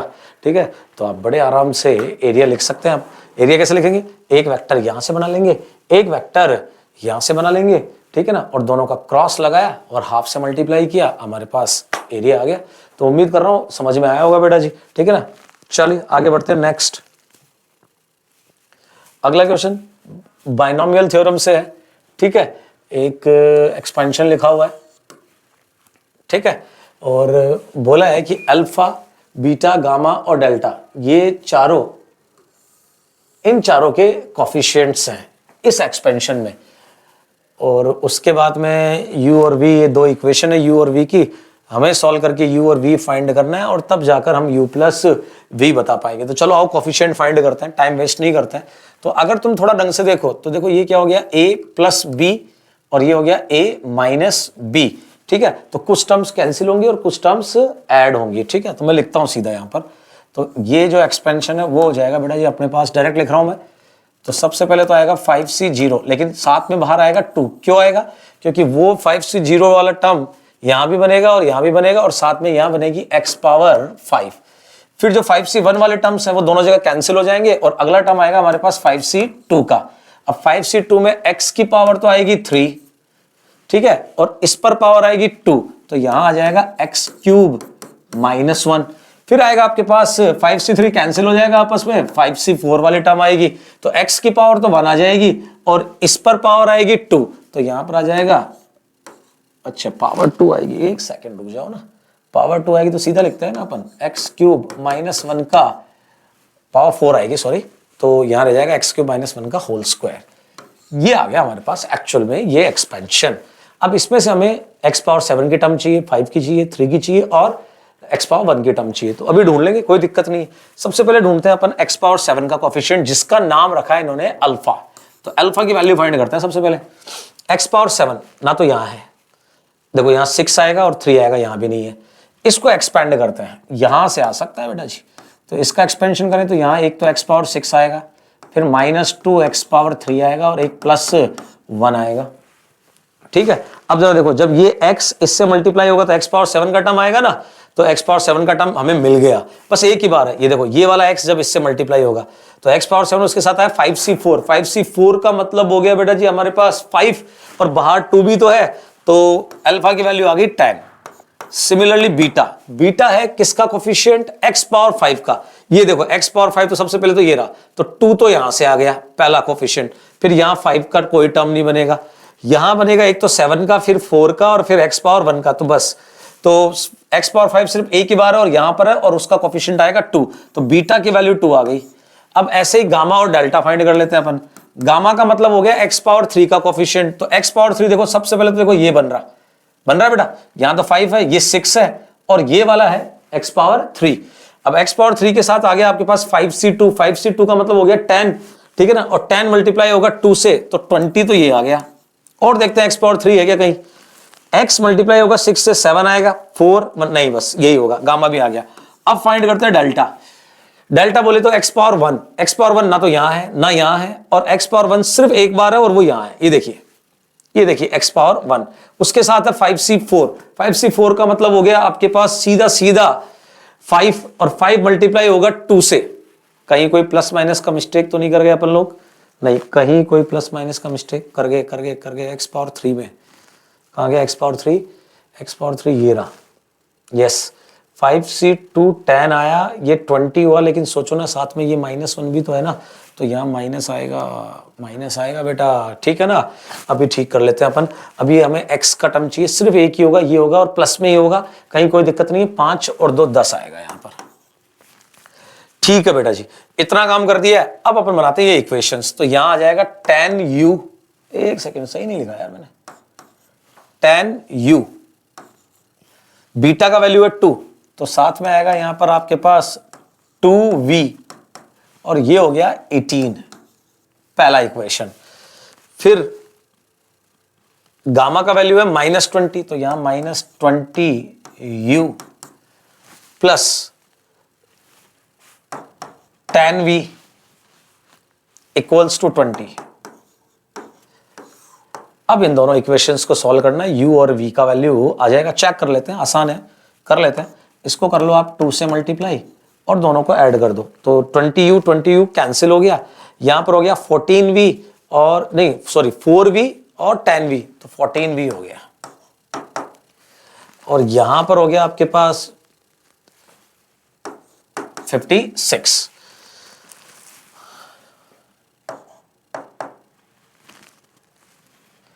v का वैल्यू आ गया 4, अरे v का वैल्यू 4 और v का वैल्यू 4 आ गया, तो 4 यहां पुट कर देंगे अपन, तो ये 8 हो गया, 8 उधर जाएगा, तो 10 u का वैल्यू आ गया 1।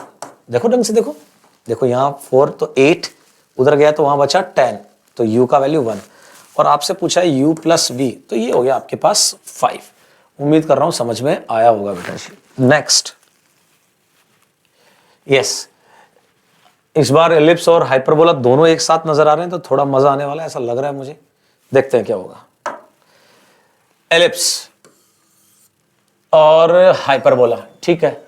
बोला है let the distance between foci of ellipse and the foci of hyperbola be 2√3। तो थोड़ा ढंग से पढ़ना है। इसने बोला है कि एलिप्स की दोनों फोकस के बीच का डिस्टेंस 2√3 है और हाइपरबोला की भी दोनों फोकस के बीच का डिस्टेंस 2√3 है, मतलब 2a E1।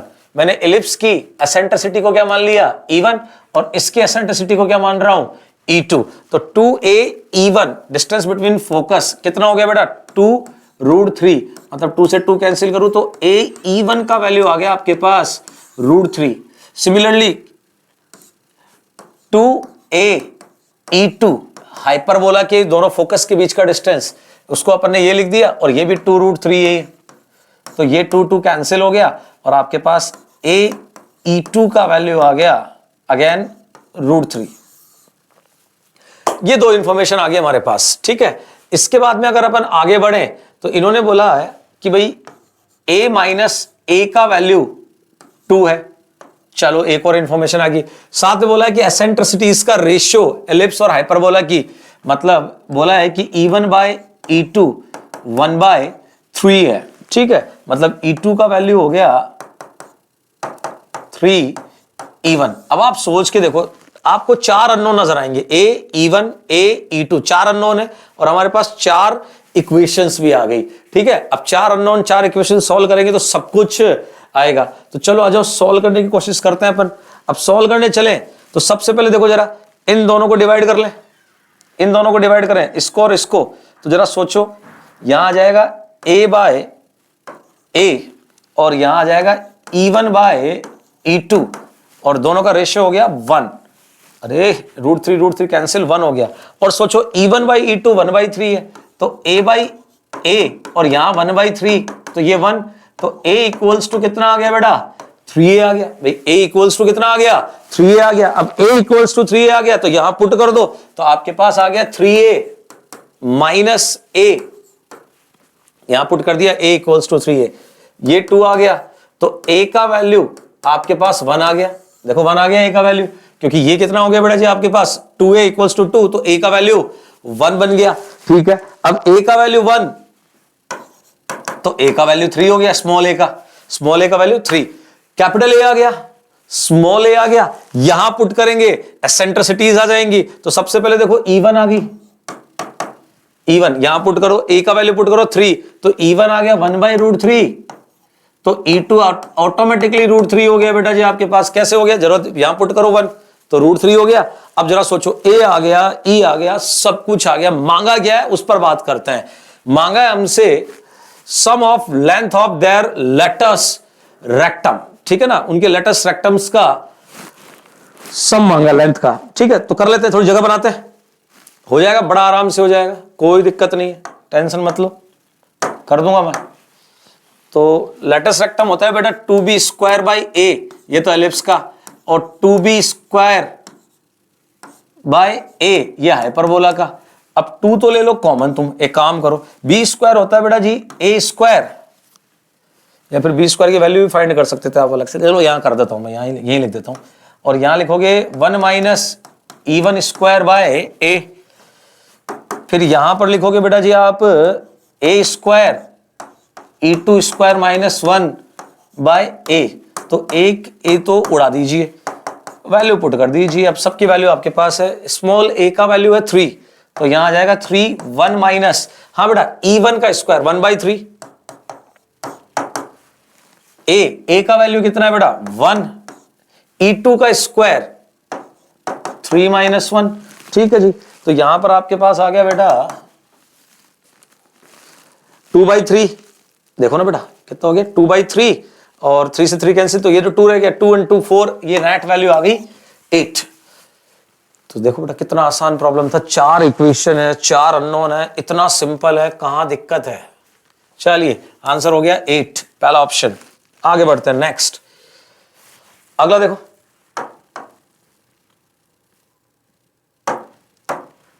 अगले में क्या बोला है, system of linear equation. Okay, ये 3 इक्वेशन का एक सिस्टम अपने पास, ठीक है, और बोला है कि has infinite many solution then 7a + 3b। बेटा इससे ज्यादा आसान क्या होगा यार, डेल 0 करो और उसके बाद del x del y del z देख लेंगे अपन, ठीक है। तो शुरू करते हैं, a और b का वैल्यू तो मांगा, डेल 0 करते हैं, तो डेल हो गया 1 1 2 2 3 a -1 -3 b, और इसको किया अपन ने 0, तो यहां पर आ गया, देखो अपन डिटर्मिनेंट ओपन करते हैं, तो ये हो गया 3b, सॉरी 1 × 3b + 3a -1, यहां पर आ जाएगा बेटा 2b + a, देखो ना यार 2b + a, और उसके बाद में 2, अब 2 को लाएं तो -6 और ये +3,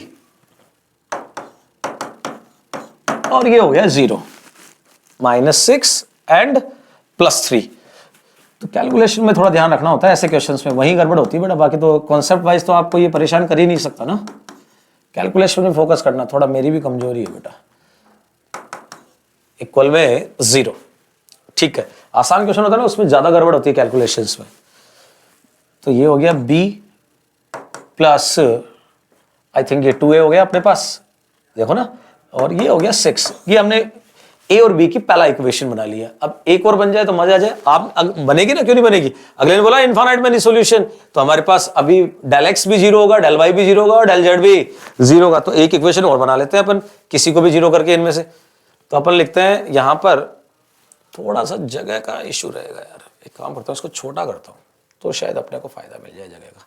यस, अब हो जाएगा ना काम अपना, यस यस यस, हाँ बेटा। अब अपन डेल एक्स बनाते हैं। अब डेल एक्स में क्या करेंगे अपन, ये पहला कॉलम उड़ा देंगे और इन कांस्टेंट्स को ले आएंगे, तो 6 a + 1 और यहां पर आ गया 2b, 6 a + 1 2b, ठीक है ना। बाकी तो as it is 1 3 -3 2 a b, और इसको भी कर देंगे अपन 0, ऑपरेट करते हैं, 6 3b + 3a -1, तो ये हो गया ab, देखो ना बेटा ab + b, ab + b, और ये हो गया बेटा जी -2ab। उसके बाद में आगे बढ़े तो ये 2, तो यहां से आगे बढ़े जी आपके पास माइनस का 3 है, -3, और यहां से हो गया माइनस का 6b इक्वल्स टू 0। देखो ना, यहां से कितना हो गया, माइनस का 6b। ओके, अब इसको सिंप्लीफाई करते हैं अपन, है ना। तो ये हो गया 18b, देखो ना, और ये 18b के बाद 18a, ये देखो बेटा जी माइनस ए बी, तो प्लस ए बी हो गया, और माइनस का b हो गया। एक सेकेंड, थोड़ा इसको और लिफ्ट करते हैं। ये आपके पास हो गया माइनस का 6a प्लस का 6, नहीं नहीं नहीं नहीं नहीं, sorry sorry sorry sorry, minus का 6a माइनस का 6 माइनस का 12b इक्वल्स टू 0। ठीक है बेटा, अब यहाँ पहले तो b वाला मैटर देख लेते हैं। 18 12 6 बचा बेटा, ठीक है ना, 6 बचा, और ये तो 5 ही बचा है ना अपने पास, ये 5b हो गया। और यहाँ पर हो गया अपने पास 18 माइनस 6 12 हो गया, 12a। ओके, उसके बाद में ab,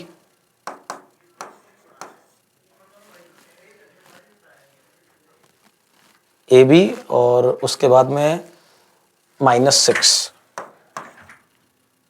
equals to 0। Sir disturb मत कीजिए प्लीज, चल रहा है ना। 5b प्लस 12a, 18 6, गड़बड़ नहीं होनी चाहिए बेटा, 12a ab plus 6, done. 2 equation और 2 अननोन। अब किसी भी एक को गायब कर ले, बी को गायब कर लेते हैं। तो यहां 5, बी की जगह आप लिख सकते हो बेटा 6 माइनस 2a, देखो ना 6 माइनस 2a, 12a तो एज इट इज रहेगा, ए तो ए है ही, बी को गायब किया अपन ने, तो 6 माइनस 2a आप भी कर लीजिए आप बेटा जी, और -6 इक्वल्स टू 0। तो ये हो गया अभी आपके पास 30 minus 10a, 30 minus 10a plus 12a plus 6a minus 2a square minus 6 equals to 0। ठीक है बेटा, आगे बढ़ते हैं। तो अभी आपके पास आ गया 2a स्क्वायर, ये वाला देखो।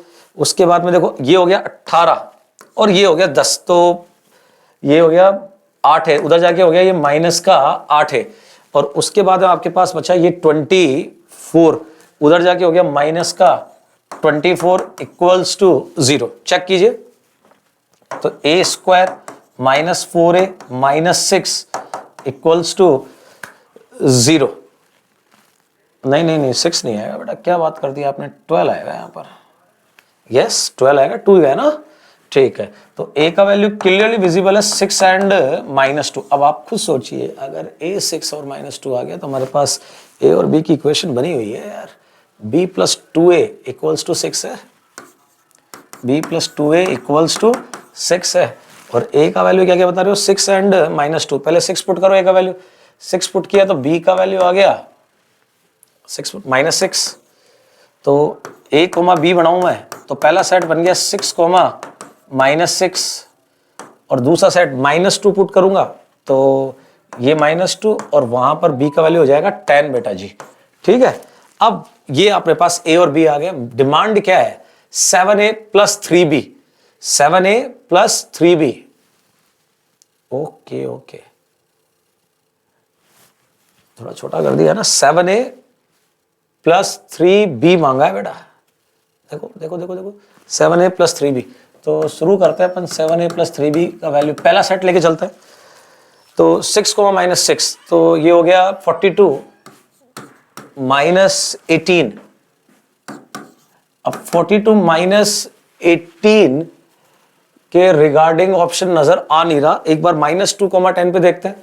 तो -2 10 पर देखें तो ये हो जाएगा, -2 पे तो -14, और 10 पे देखें तो 30, तो ये हो गया 16।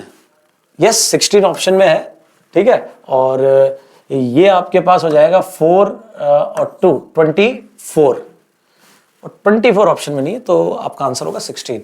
उम्मीद कर रहा हूं समझ में आएगा, थोड़ा सा कैलकुलेशन होगी, थोड़ी होगी, लेकिन आप कर सकते हैं। नेक्स्ट, फाइनली लिमिट पे एक प्रॉब्लम है, ठीक है, आइए देखते हैं। अगर लिमिट की इस प्रॉब्लम की बात करें अपन तो x जा रहा है इन्फिनिटी को, ठीक है, तो इसको तो छेड़ना ही नहीं अपने को। अब अगर x इन्फिनिटी को, तो जरा सोचो ये तो 1 को ही जा रहा है, तो ये हो गया e बाय 1 माइनस ई, तो ये था ही, इसके साथ जो मल्टीप्लाई में है वो 1 बाई ई माइनस 1 और होल पावर लगी हुई है x। अब आप सोच के देखो ये क्या हो गया, ये हो गया 1 माइनस ई बाई ई तो हो गया, तो ये दोनों तो कैंसिल हो गया, तो ये 1 पावर इन्फिनिटी वाला इनडिटरमिनेट फॉर्म आ गया। कौन सा इनडिटरमिनेट फॉर्म आ गया? 1 पावर इन्फिनिटी वाला। अब 1 पावर इन्फिनिटी वाले इनडिटरमिनेट फॉर्म को कैसे सॉल्व करते हैं आप लोग जानते हो बेटा? कैसे सॉल्व करते हैं? अभी कर लेते हैं। ये तो कंफर्म हो गया कि 1 पावर इन्फिनिटी है, ठीक है। अब सॉल्व करते हैं, तो इसके लिए कुछ नहीं करते अपन, ई के पावर में, चलो ई का पावर बाद में लगा ले बेटा, याद रखना ई की पावर पे लाना है अपने को, है ना, वो बाद में लगा लेंगे, उसको भी रहने देते हैं। सीधा क्या करते हैं अपन, limit x tending to infinity, x को तो ले आएंगे आगे और इसमें से कर देंगे 1 subtract, e by 1 minus E multiply by 1 by E minus X by 1 plus X में से सब्ट्रैक्ट कर देंगे 1। बस अब इसको सिंप्लीफाई करना है, इस लिमिट को सॉल्व करना, आपका आंसर आ जाएगा। कर लेते हैं। Limit x tending to infinity, x को तो एज इट इज रखो अभी फिलहाल, ओके। अब इसको मल्टीप्लाई करके थोड़ा हल्का करते हैं, ये हो गया ऐसा, देखो इन दोनों को मल्टीप्लाई किया तो ई कट गया, ये आ गया, इधर मल्टीप्लाई किया तो यहाँ आ गया ई एक्स और नीचे आ गया 1 माइनस ई 1 प्लस एक्स।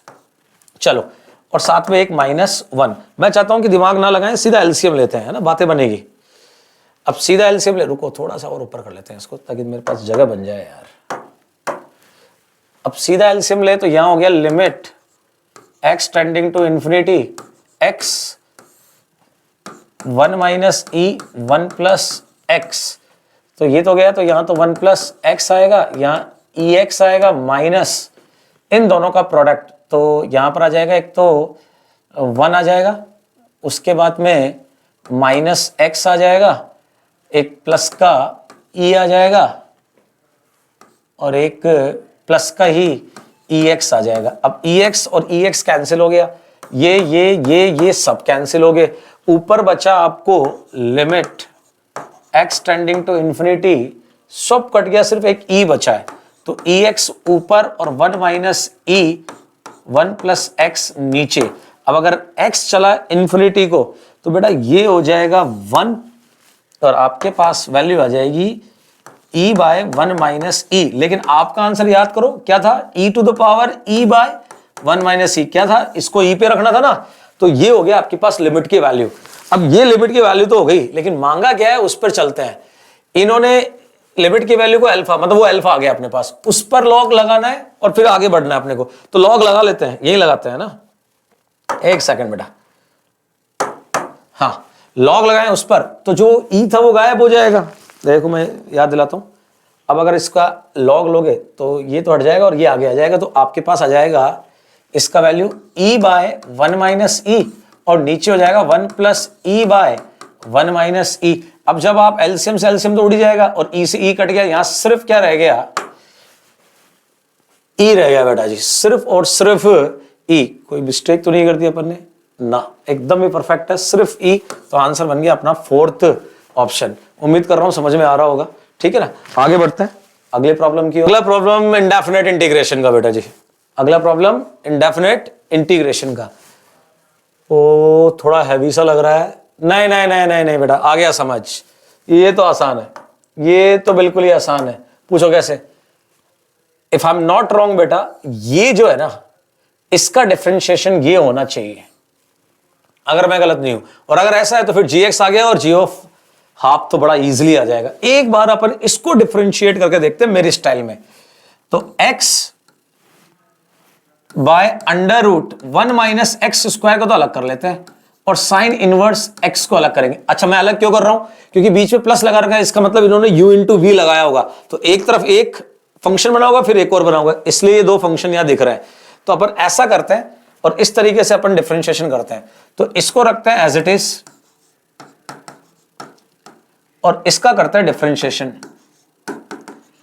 अगर आप गौर करके देखो, देखो ये आ गया, ये देखिए प्लस, अब इस साइन इनवर्स x को रखेंगे एज इट इज और इसका करेंगे डिफरेंशिएशन, और इसका डिफरेंशिएशन करोगे तो नीचे लिखोगे under root 1 minus X square का होल स्क्वायर, ठीक है। और भाई यू बाई वी लगाना पड़ेगा ना बेटा, एक्स का 1 हो गया और ये under root 1 minus X square ऐसा का ऐसा माइनस अब एक्स ऐसा का ऐसा, और अब इसका डिफरेंशिएशन करेंगे तो क्या लिखेंगे बेटा, ऊपर तो आ जाएगा माइनस का 2x और नीचे आ जाएगा 2 under root 1 minus X square, 2 under root 1 minus X square. अब ये 2 और ये 2 कैंसिल हो गया, माइनस और माइनस प्लस हो गया, ये एलसीएम घूम के इधर आ गया, तो यहां आ गया 1 माइनस एक्स स्क्वायर और यहां हो गया प्लस एक्स स्क्वायर, कट गया, ऊपर रह गया 1 और ये रूट नीचे जाएगा तो नीचे देखो स्क्वायर की वजह से पावर 1 और साथ में हाफ पावर ये, तो गौर करके देखो बिल्कुल यही बन गया साइन इनवर्स ये रहा, और इसकी पावर हो जाएगी 3/2।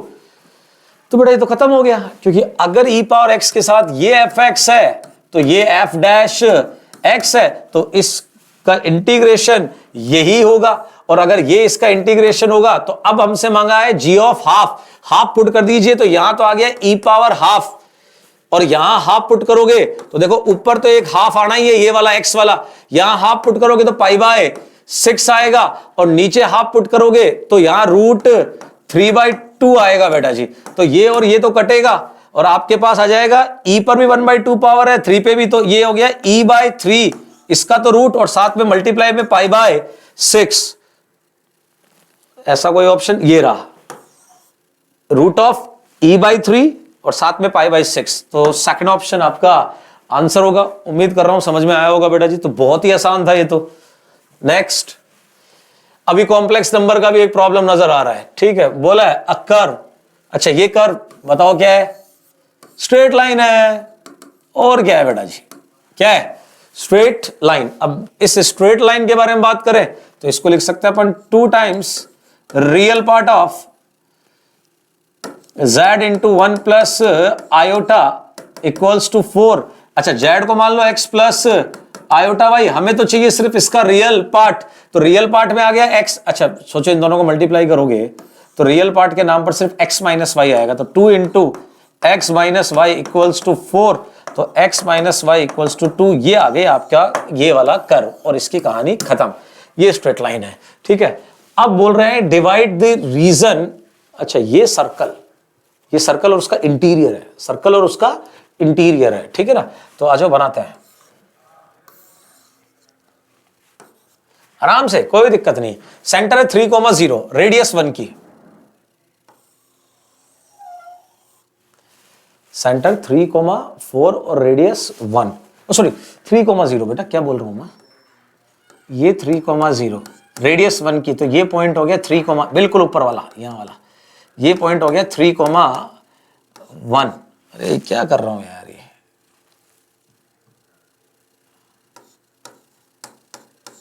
3,1, ठीक है।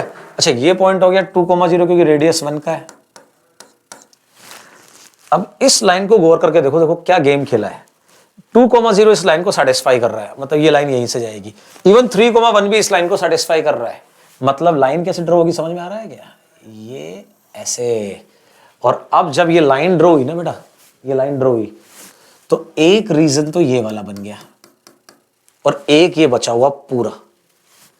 हमसे क्या बोला है वो सुनो, into 2 parts of area alpha and beta, और मतलब इसका एरिया मान लो अल्फा है तो इसका एरिया, इस बचे हुए का एरिया बीटा है बेटा, इसका पूरे का, और हमसे अल्फा माइनस बीटा, मतलब ये इन दोनों का दिस माइनस दिस ही करवा रहा है बेटा, तो इसमें कोई खास दिक्कत वाली बात नहीं है, बस ये एरिया फाइंड कर लें, ये वाला, तो ये तो अपने आप आ जाएगा टोटल में से, πr² में से, ठीक है ना, तो ये वाला आ जाएगा, दोनों को सब्ट्रैक्ट कर देंगे, अपना आंसर आ जाएगा। तो ये एरिया कैसे फाइंड करें, सोचो, ये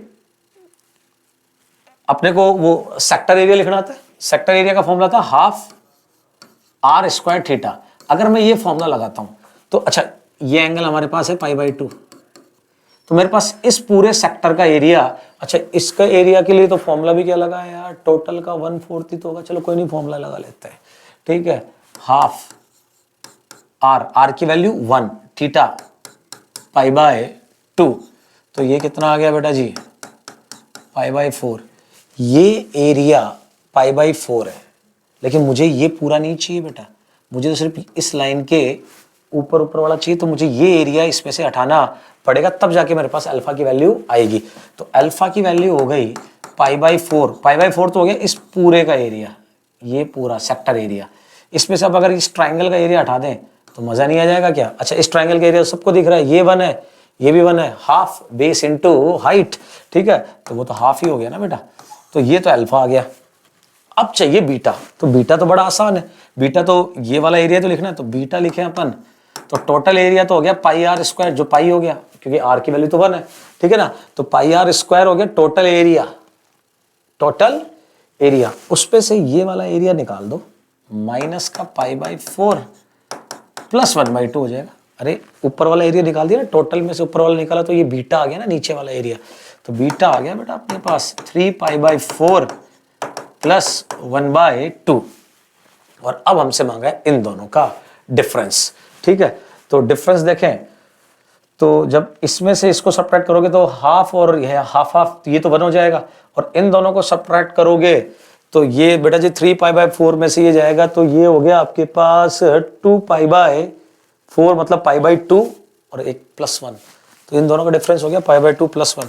थर्ड ऑप्शन। एकदम इजी प्रॉब्लम है यार, एकदम easy problem. Next, wow, binomial theorem, second problem, एक पहले आ चुकी है, ठीक है ना। आ जाइए करते हैं सॉल्व।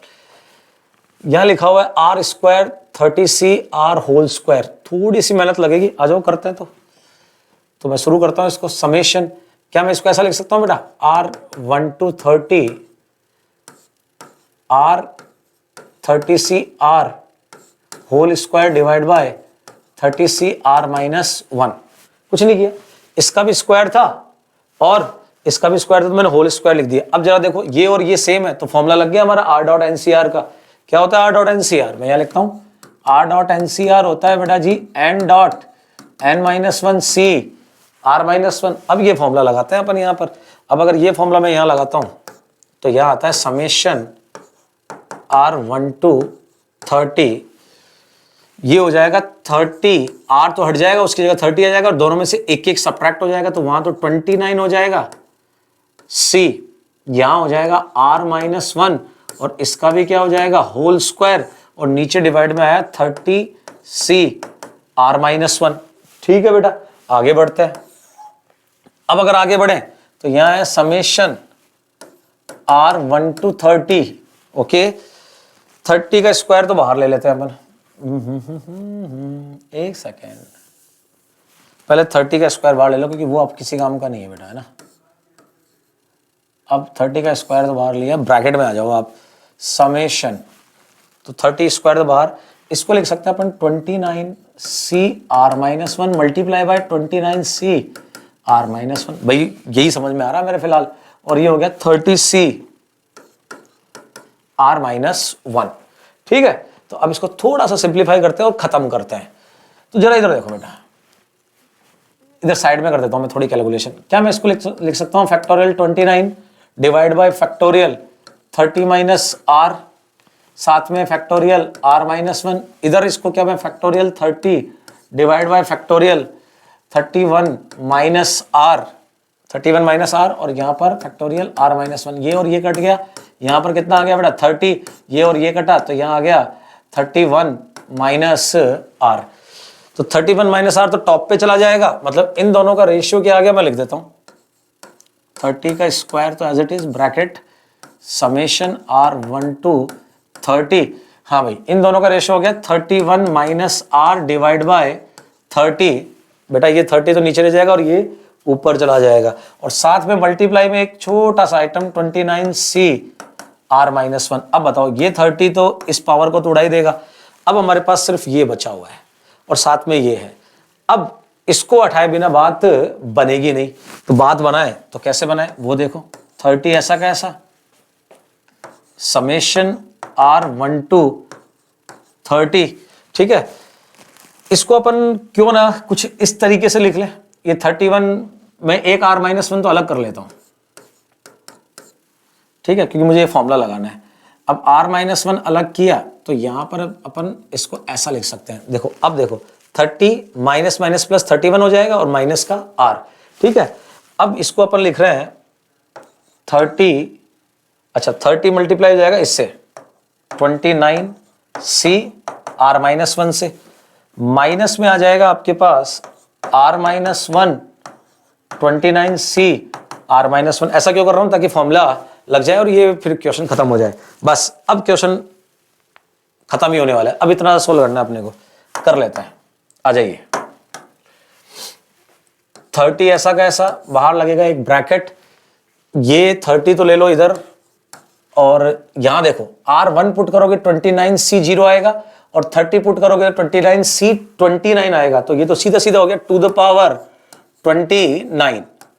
ठीक है, माइनस में आए अपन बेटा, तो देखो यहां फॉर्मूला लग गया फिर से, ये दोनों सेम है तो वही R डॉट एनसीआर का फॉर्मूला लग गया।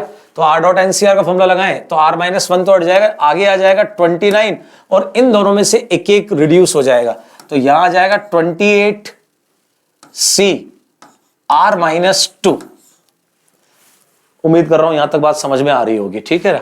ओके, सॉरी एक मिस्टेक हो गई, यहां तो अभी फॉर्मूला लगाया, यहां समेशन लगाना भी बाकी है बेटा। इसका समेशन तो कर दिया अपन ने, लेकिन इसका समेशन बाकी ना, यहां तो फॉर्मूला लगाया। ठीक है, अभी कर देते हैं। तो 30 इंटू 30, अब मैं 30 को अंदर लेके जा रहा हूं, साथ में आ गया टू द पावर 29। ठीक है, माइनस 29 तो बाहर। अब सोचो R1 से लेकर 30 तक जा रहा था, तो 1 पुट करोगे तो -1 बेकार हो गया, 2 पुट करोगे तो 28C 0 से, और 30 पुट करोगे तो 28C 28 तक जाएगा। तो ये सीधा सीधा टू द पावर 28 हो गया बेटा जी। और साथ में ये बाहर वाला 30 भी तो आएगा, तो वो मल्टीप्लाई में 30 भी आ जाएगा एक। तो यहां से पूरे में से टू द पावर 29 कॉमन ले लो, तो ये तो हो गया 900। 30 इंटू 30 900। यहां से क्या किया था अपन ने बेटा, एक 2 इसको दे दिया तो पावर 29 हो गई, यहां 15 बचा। अब 29 इंटू 15 कितना होता है वो कर लेते हैं अपन बेटा जी। 29 इंटू 15, तो 15 का टेबल बोले तो 5, 13 और 30, 13, 43। यस, तो ये हो गया माइनस का 435। ठीक है, कैलकुलेशन देख लेना, वैसे मुझे लगता है सही है। ठीक, तो ये हो गया आपके पास 465 हो गया। देखो बेटा, यस एकदम सही है। 465 into two the power 29, the final solution. अब चेक करते हैं आंसर क्या है। और ये तो इंटीजर टाइप क्वेश्चंस था और आपसे अल्फा मांगा है, तो इसका मतलब अल्फा का वैल्यू बनेगा बेटा आपका 465। इस क्वेश्चन का आंसर आएगा बेटा 465। आगे बढ़ते हैं नेक्स्ट प्रॉब्लम। नेक्स्ट प्रॉब्लम, वाह, फिर से कोऑर्डिनेट की तरफ गए ये लोग। बोला है कि भाई दो पैरेलल लाइन है, उनके बीच का डिस्टेंस 5 यूनिट है, और साथ में बोला है, ओके दो पैरेलल लाइन लेते हैं पहले तो बेटा अपन। एक ये लाइन हो गई, एक ये लाइन हो गई, ये दो पैरेलल लाइन हो गई।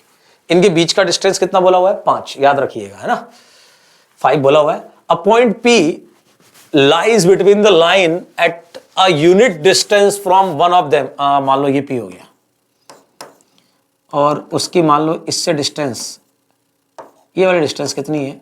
1। मान क्यों ले दिए है अगले ने? 1 है। Okay, an equilateral triangle PQR is formed such that Q lies on one of the parallel lines while R lies on the other। okay, then QR।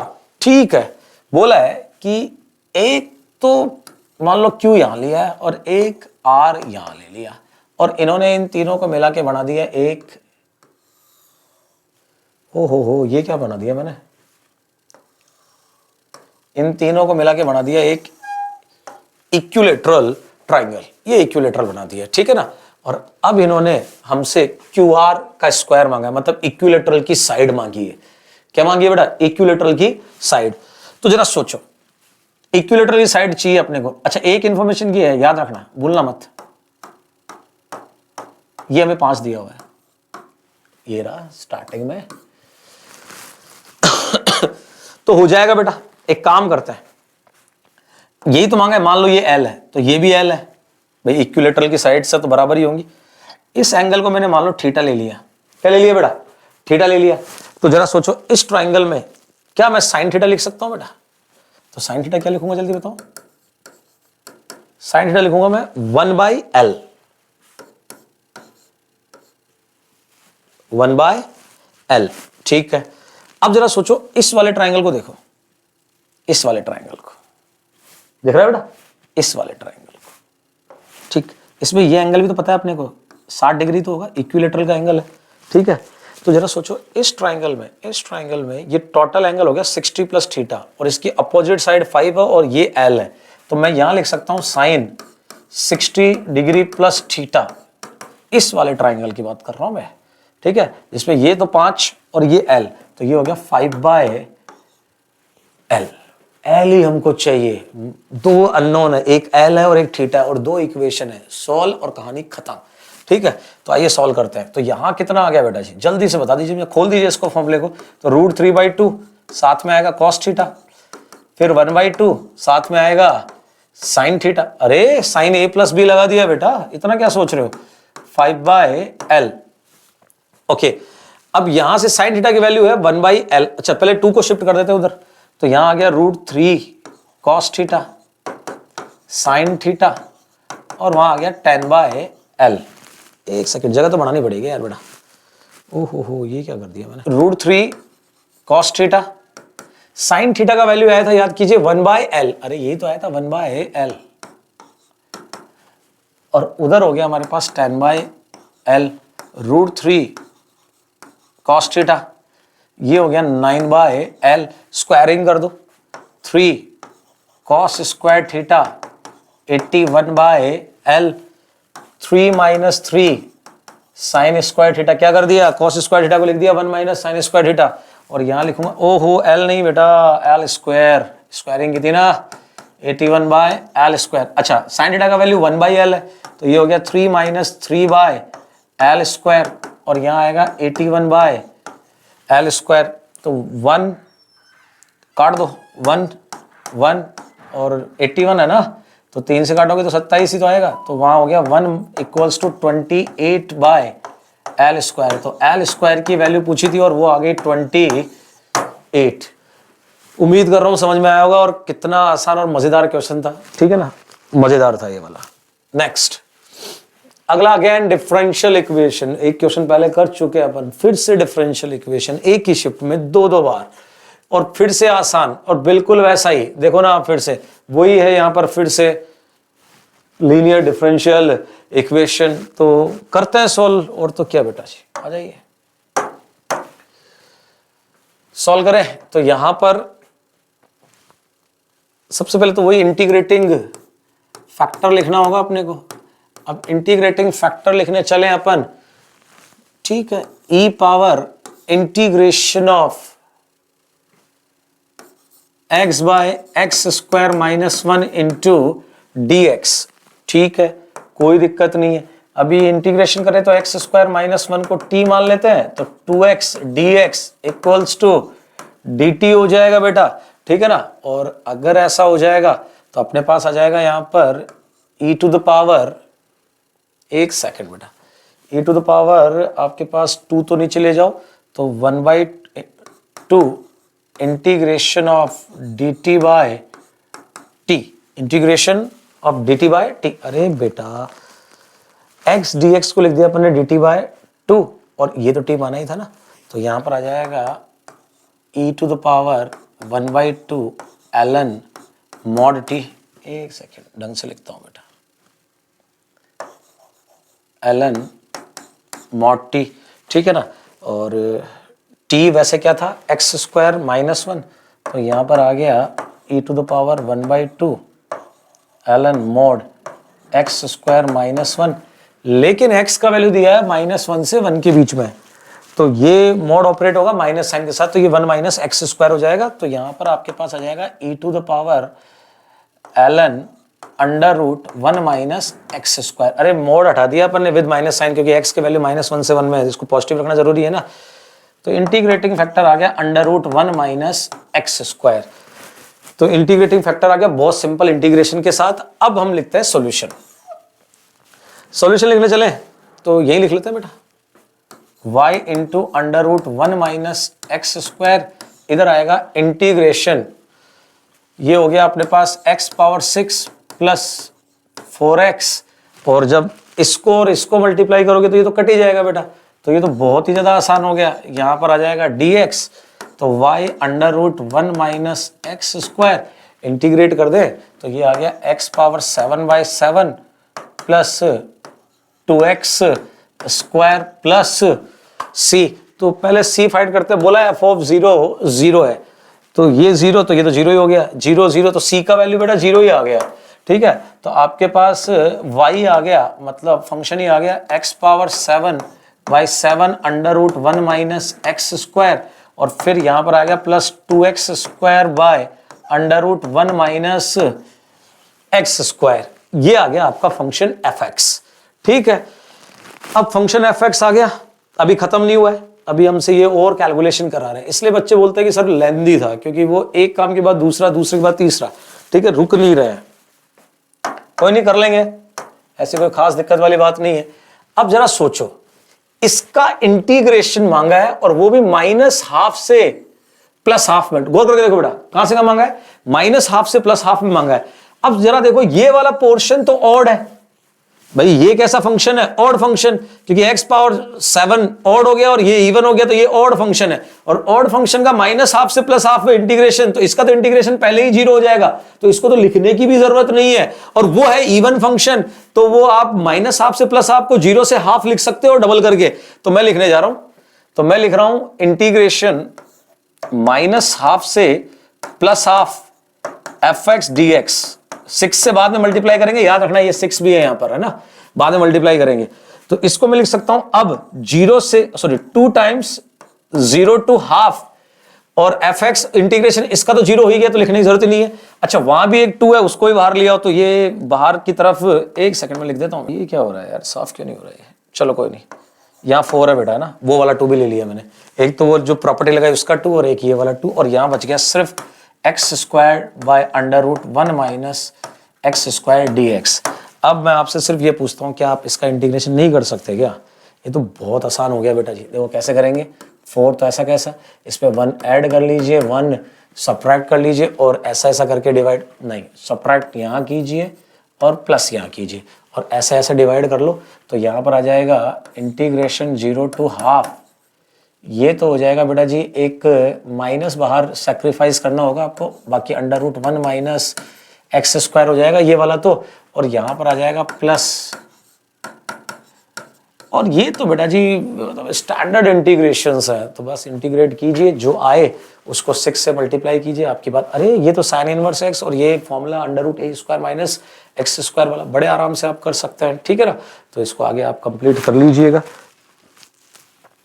Next अगला क्वेश्चन फिर से कोऑर्डिनेट ज्योमेट्री से, बोला है कि a है 6,8, b है tan cos alpha और माइनस का tan sin अल्फा। ये कैसे कोऑर्डिनेट है, ढंग से देखो बेटा, मजा आ गया, कुछ समझ में आया आपको? मेरे समझ में आ गया। इन तीनों कोऑर्डिनेट को गौर करके देखो, इसका 0,0 से डिस्टेंस 10 हुआ, 36 + 64 100 रूट 10।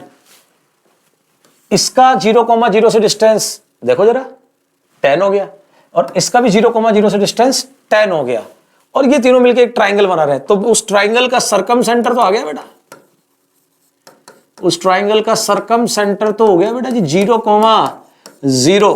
वेरी गुड, पहला काम तो हमने कर लिया। अच्छा, फिर ये दिया है L दिया है, G दिया है, बोला है ऑर्थो सेंटर और सेंट्रोइड। वाओ, तो फिर बेटा जी प्रॉपर्टी याद है, ortho centre A,9, centroid H,K।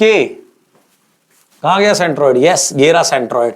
और सरकम सेंटर मैंने बता ही दिया है 0,0, पता है ना प्रॉपर्टी क्या है, तीनों कोलिनियर होते हैं, और तीनों कोलिनियर होते हैं, और सेंट्रोइड 2:1 में डिवाइड करता है इनको दोनों को ज्वाइन करने वाली लाइन को, ठीक है। तो चलो करते हैं काम फिर। तो H कितना हो गया 0, A/3, ये H आ गया। अच्छा जी, K क्या हो गया, अगेन 0, 9/3। वाओ, K का वैल्यू ही आ गया कितना बेटा जी 3। H है A/3, K है 3। ओके, यहां तक जो समझ में आया वो हमने किया। अब आगे क्या बोला है, देन इन्होंने कहा है कि इसका वैल्यू बताइए। किसका value? 5a - 3h + 6k + 100 times sin two alpha, ठीक है। अब इसका वैल्यू पूछा है तो हमें ये सब फाइंड करने पड़ेंगे, ए फाइंड करना पड़ेगा, एच फाइंड करना, के नहीं करना पड़ेगा, के आ चुका है 3, और एक इसका भी वैल्यू फाइंड करना पड़ेगा। अब सवाल ये रेज होता है कि वैल्यू फाइंड करें तो करें, लेकिन कैसे करें, और सबसे बड़ी बात ये साइन 2 अल्फा कैसे बनाया जाए, साइन 2 अल्फा कैसे बनाया जाए। तो जरा सोचो, सेंट्रोइड लिख सकते हैं अपन, मैं लिखता हूं सेंट्रोइड, इनके अकॉर्डिंग सेंट्रोइड h, k है। तो जरा सोचो h को क्या लिखोगे आप, h को ये तो लिखोगे ना 6 प्लस 10 cos अल्फा माइनस का 10 साइन अल्फा डिवाइड बाय 3, यही तो लिखोगे h को।